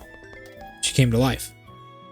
But humans are different. Humans don't become yokai like that. If that were true, every human in Gensokyo would be yokai because of the Hakure barrier. Humans are a bit different. Humans... they have to take steps to do it. It's like a 3-step process or something.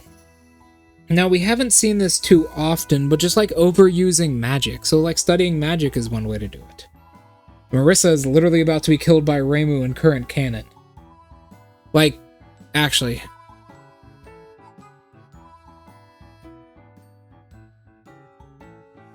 Okay, so that is an interesting one. We don't know. If a yokai... oh, you mean humans. If a human doesn't have any negative emotions, then nothing happens. The lack of something doesn't seem to do anything in touhou, right?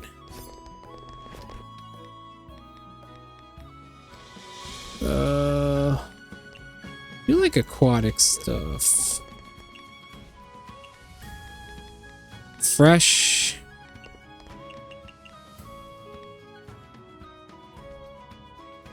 aquatic.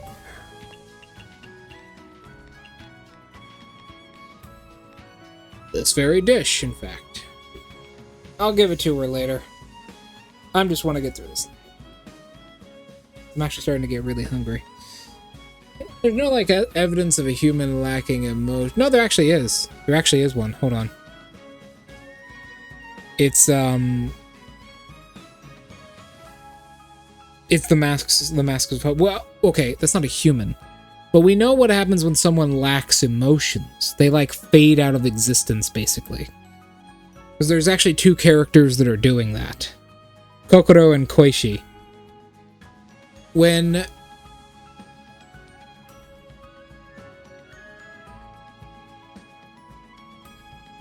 they probably fade out of existence, because that's what's happening to Kokoro and Koishi.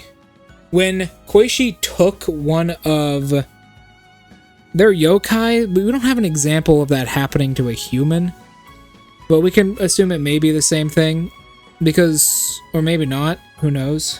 Maybe it just does nothing at all. Because when... oh, if they don't have enough to turn, then they don't.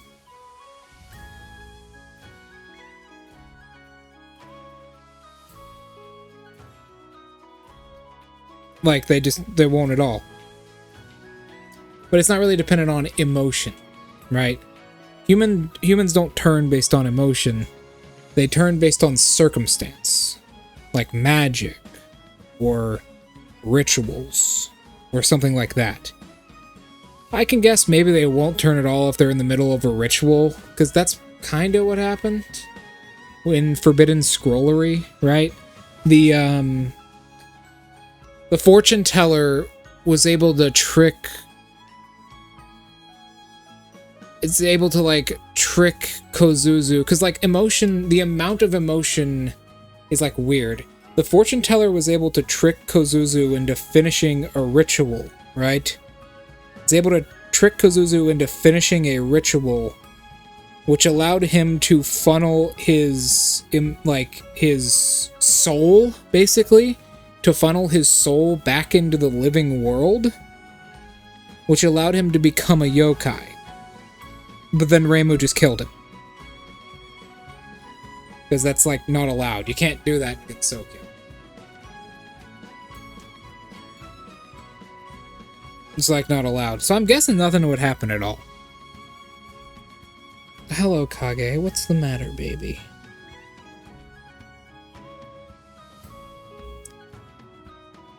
A yokai itself, that's another kind of weird thing about Gensokyo, right? Normally, a yokai itself cannot sustain itself off of its, like, own emotions. That's why they have to scare people, right? That's why they have to do that. In Gensokyo, it's different. A yokai can still exist without being intimidating or scary. It'll just be weak. It'll just be a really weak yokai. Think of our umbrella friend. What is her name? Kogasa. Kogasa says she's always hungry. Well, it's because she doesn't scare anybody. She's not collecting fear or any negative emotions at all. So she's just really weak and always hungry. While Nue here is different. Nue is an original yokai. He's different. Me and you both, but I have... There's so much, man. There's so much that there isn't, is the problem. Let me give you the main problem. First of all, I stopped DMing about a month ago, and... Yeah, alright. What's Wriggle's backstory? We don't know. We don't even know where she comes from. Rumia? Nope. Chen? Fuck no. Aku? We know somewhat. Don't know her family, though. We just know Aku. Suika? Nope. We know that Suika was a warlord at one point who ruled over Gensokyo with Kasen and Yugi, and, like, kidnapped and ate and bred with humans, but that's it. Reimu? Literally nothing. We just know Reimu's mom was a fucking beast. And that is it. That actually sealed Kasen away. Sorry, Reimu's grandmother was the one who sealed Kasen. Kana? We don't know how she got turned. We have no idea. Tenchi. We don't know why Tenchi is like how she is. We think that her father neglected her and just gave her whatever she asked for, so Tenchi is a spoiled, neglected child? Like a rich kid? We don't know. Marissa? I just went into that. Mei-Ling? No idea! She might be a dragon, because in Touhou, dragons have the ability to manipulate rainbows, and all of her attacks are rainbows, and she also just has the symbol for dragon on her hat. But that's not confirmed. Chirno? Don't even know where Chirno comes from. Plow her anyways, fair enough, Mei-Ling. Them legs, man. Tei? Tei we actually know a lot about, surprisingly. Tei is another yokai from actual mythology. She's a rabbit girl who exists to give people luck. Kaguya? Fuck no, we know she's the same Kaguya from the tale of Kaguya and the bamboo cutter. That's it. Moko? We know that Kaguya embarrassed Moko's father, and that's why she hates her. Patchouli? Good fucking luck. We know nothing about Patchouli. Notori? Nope. Momiji? We know that Momiji has always served dutifully as a White Wolf Tengu no matter what. Sanai? We know a lot about Sanai, actually. We know that she's related to someone Suako had a child with. We know that she went to high school in the human world. She's into pop culture. She loves the human world, and she doesn't regret leaving it, but she misses it slightly. Alice? Fuck no. We know she comes from Makai, that's it. Yugi? We know she was a warlord once. Parsi? There's nothing about Parsi. Yamame? Nope. We have no idea where she comes from, her family, or even who she is. Narumi, we do know a lot about Narumi, but we don't know where those Buddhist statues came from. Satori. Satori has a backstory that was kind of revealed. Her and Koichi apparently were abused by their parents as children, something along those lines. But Koichi doesn't remember, and Satori never talks about it. Keep in mind, we got an entire manga about Satori. Rin, we don't know Rin's backstory. The one given in this game is complete fanon. Nothing. She didn't exist until she became important. Kogasa, nothing. She was an umbrella. Now she's a blacksmith for some reason. Seiya, we actually know a lot about Seiya, but not where she comes from. Everything said in this game is fanon. Futo, we know a lot about Futo's family, how they hated Buddhists. We know nothing else about him. Nue, literally nothing, purposefully. Murasa, ship captain who drowned. Tojiko, nothing. We know that she's somehow related to Futo's backstory, that's it. Aya, literally nothing. We know that Aya has in the past questioned the ruling of the Tengu, but that's it. Medicine, well, you already know. Medicine sparsely existed.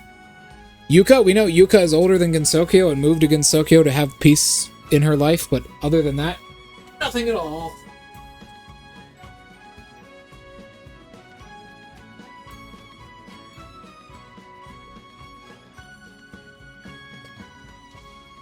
Raisin is a born moon rabbit who is possibly not confirmed to be, and he just murders Satori's parents, please. They're already dead, actually. Unfortunately, they're already...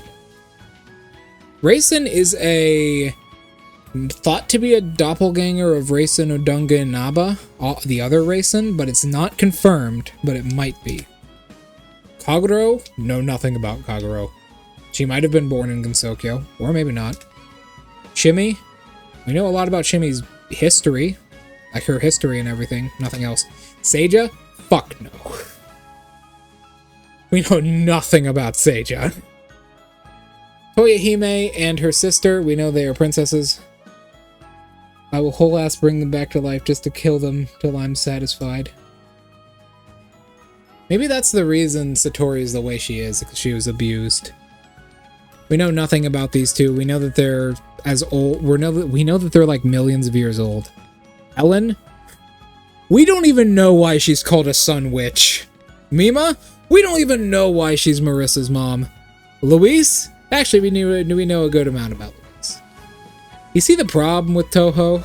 If you wanted to make a D&D campaign based on Touhou, which I have thought about doing and I have written a story for, just not the mechanics. If you wanted to make a D&D campaign about this shit, you gotta fill in a lot of blanks. You have to do a lot, and that's just the characters on this page. What about the special guests and the partners? We have no idea. We don't even know if she owns the shop she works in. An has sparsely existed for less than 10 years. We don't even know how she can stop time. We have no idea how she can do it. My headcanon is that she's half yokai, because she has a lot of similarities with fuckloads of other half yokai in existence. White hair, weird abilities that manipulate reality. Shit like that. And she's lived a very long time despite being quote-unquote human. Hina, God knows. Yuma? Not Yuma. Yomu? We know that we don't even know how Yomu was created. Did someone sleep with a ghost to create Yomu? Because she's a half phantom, she's a half yokai. Did someone sleep with a ghost to make her? Maybe, but we also know of her grandfather, who was the previous person who served Yuyuko, and he's also a half phantom, so maybe it's just a bloodline. Who knows? Raisin? We know that Raisin rebelled, and that's it. Kasume, no one cares. Literally, no one cares. Komachi. Oh, here's something. We know that Komachi will die if she stops doing her job. If she stops serving Eiki, she will die. Ichiden, we know very little about where she comes from or even how she met Unzan. Yoshiko, yeah, I know a lot about Yoshiko because Yoshiko was a real person. Larva? Nope. Sekibanki? We know that she's nobility. That's it. You got a lot of blanks to fill in, Draco. Renosuke, we don't even know how he's half yokai. He's a half yokai who has cool abilities. It'd take a while, Draco. I'd be willing to help if it wasn't for the fact that I might be playing it. But we've got another campaign to get through anyways. But Renosuke, we don't even know how he's half yokai. We don't even know which one of his parents are the yokai. Vermilia? Her backstory's complicated. We know a lot about Yuyuko, actually. Yuyuko, we know who she was in life. These are fan characters. The three fairies are fairies. Yuma? We have no idea where Yuma was born, where she came from. Once again, Koishi was probably abused as a child. Okina? We know she's connected with the Lunarians somehow. Flandre, once again, same as Vermilia. Miko we know a lot about, and Byakuren we know a lot about, because their backstories are heavily based into their characters. Mamizo? Nope, we don't even know. Wagasage Hime is often implied to be royalty. Not just because of her name. Wagasage Hime has an interesting backstory where she is often implied herself to be royalty. But other than that, she rarely ever appears or speaks. Eren? I mean, Eren's a weird one. We know that she's a scientist on the moon who helped Kaguya when she was banished. Sagumi, nothing. Mike, literally nothing. And there you go, Draco. You got a lot of work cut out for you. You want to really dedicate to touhou, I mean, good luck.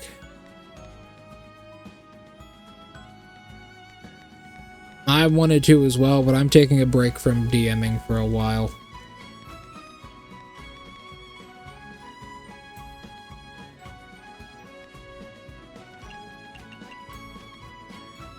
Small portion aquatic, photogenic western.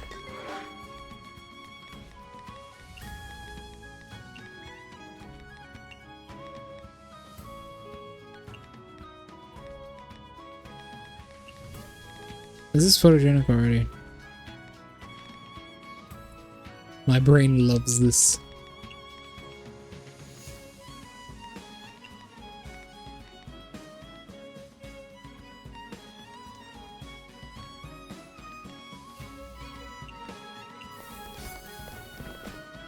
Chillable. Crazy, huh? There's so much touhou, yet not a whole lot of touhou.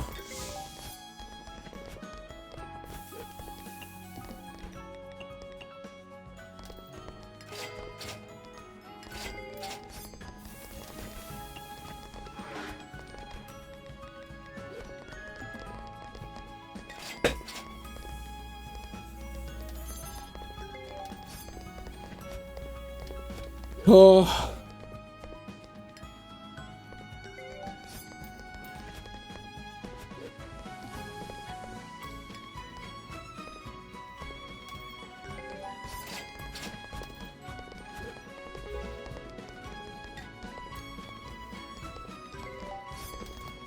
I'm exhausted.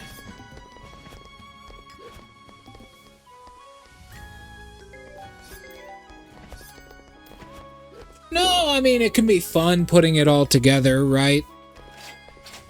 Like, there's like, you know, the whole, like, you know, Mima being Marissa's mom. That's a cool thing, because it wasn't just like a fan theory at one point. It was canon at one point back in PC 98. And it's cool to imagine it still is. It's cool to play with touhou. The reason Touhou is so amazing is because there's not a whole lot of answers to anything. And people love it because of it. Truly a great product.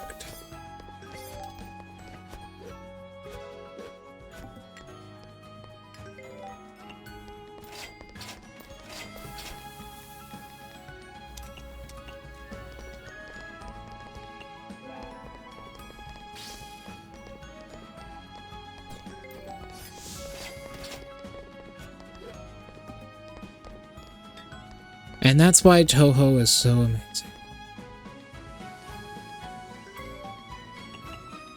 Oh, she wants a cocktail now.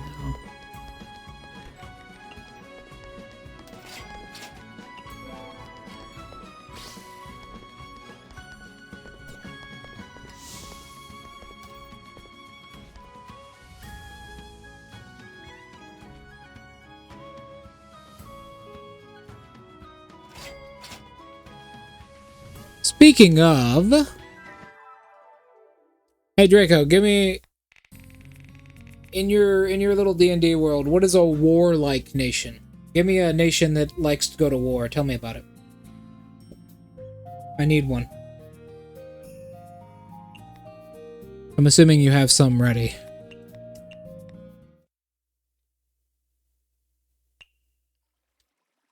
Chief Maid.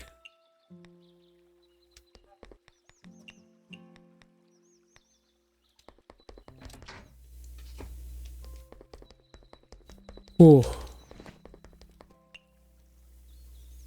Or a nation that, you know, is not, maybe not warlike, but a nation that has some turmoil. I need one for my backup character.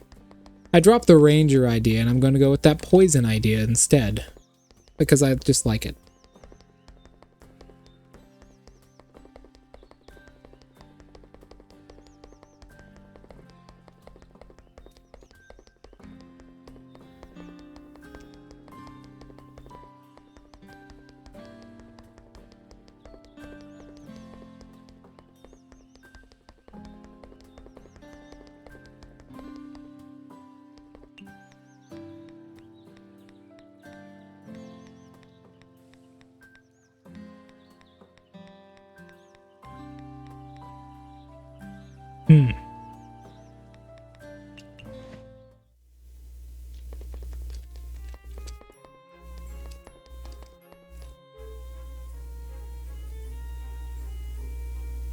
She is like a mother.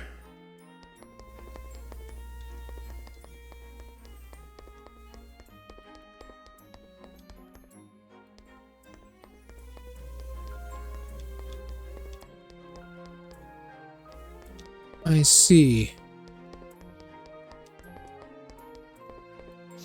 Give me your particular favorite one, because I just need one of them. Also, give me a moment. I'll be right.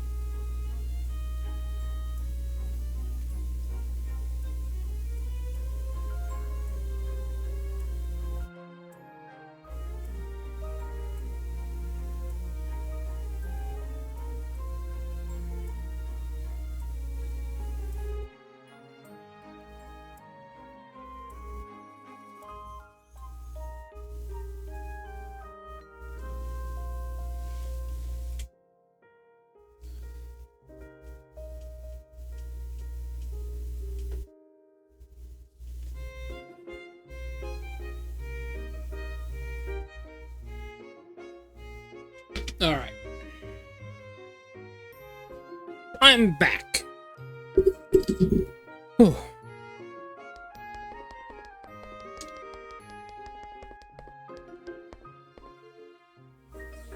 I'm Ellen. In your opinion, what's the difference between magic and science? Nothing, Ellen. Nothing at all. I have 24.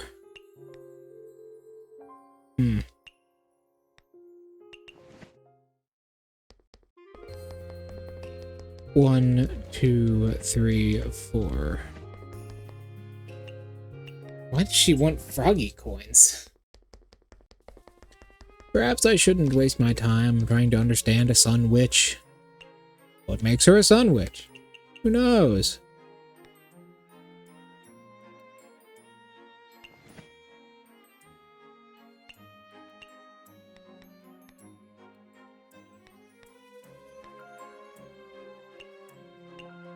$28. Welcome hell.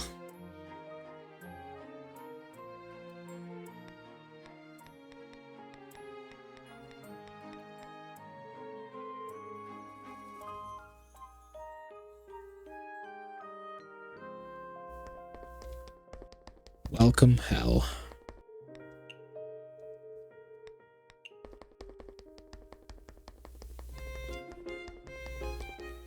Actually, you know what might be cool, Draco? I make my own, like, small island nation. And you can just put it wherever you want. That might be cool. That might be cool. What do you think about that?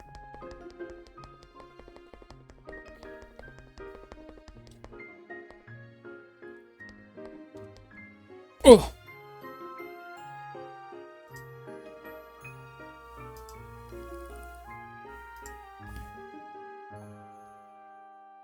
Because I was thinking about having a character that's like, you know, preparing for war. I don't like the whole...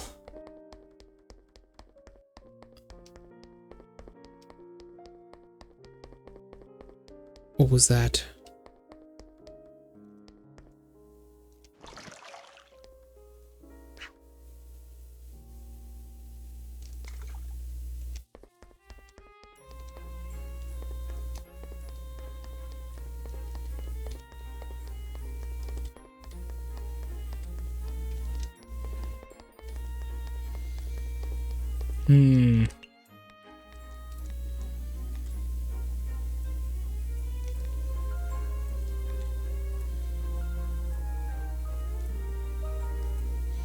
Okay. You're at, I don't know what the character limit is on Twitch, but it must... you can get some pretty long messages. Anyways.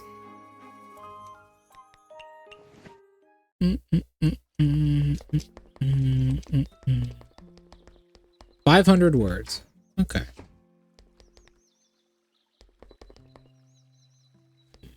I wonder... Well, I think that's the best time...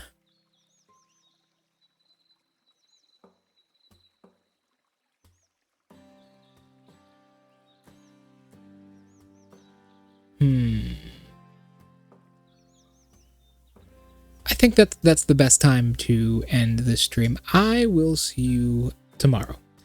Everyone, thank you so much for coming, and I will see you all tomorrow. Goodbye.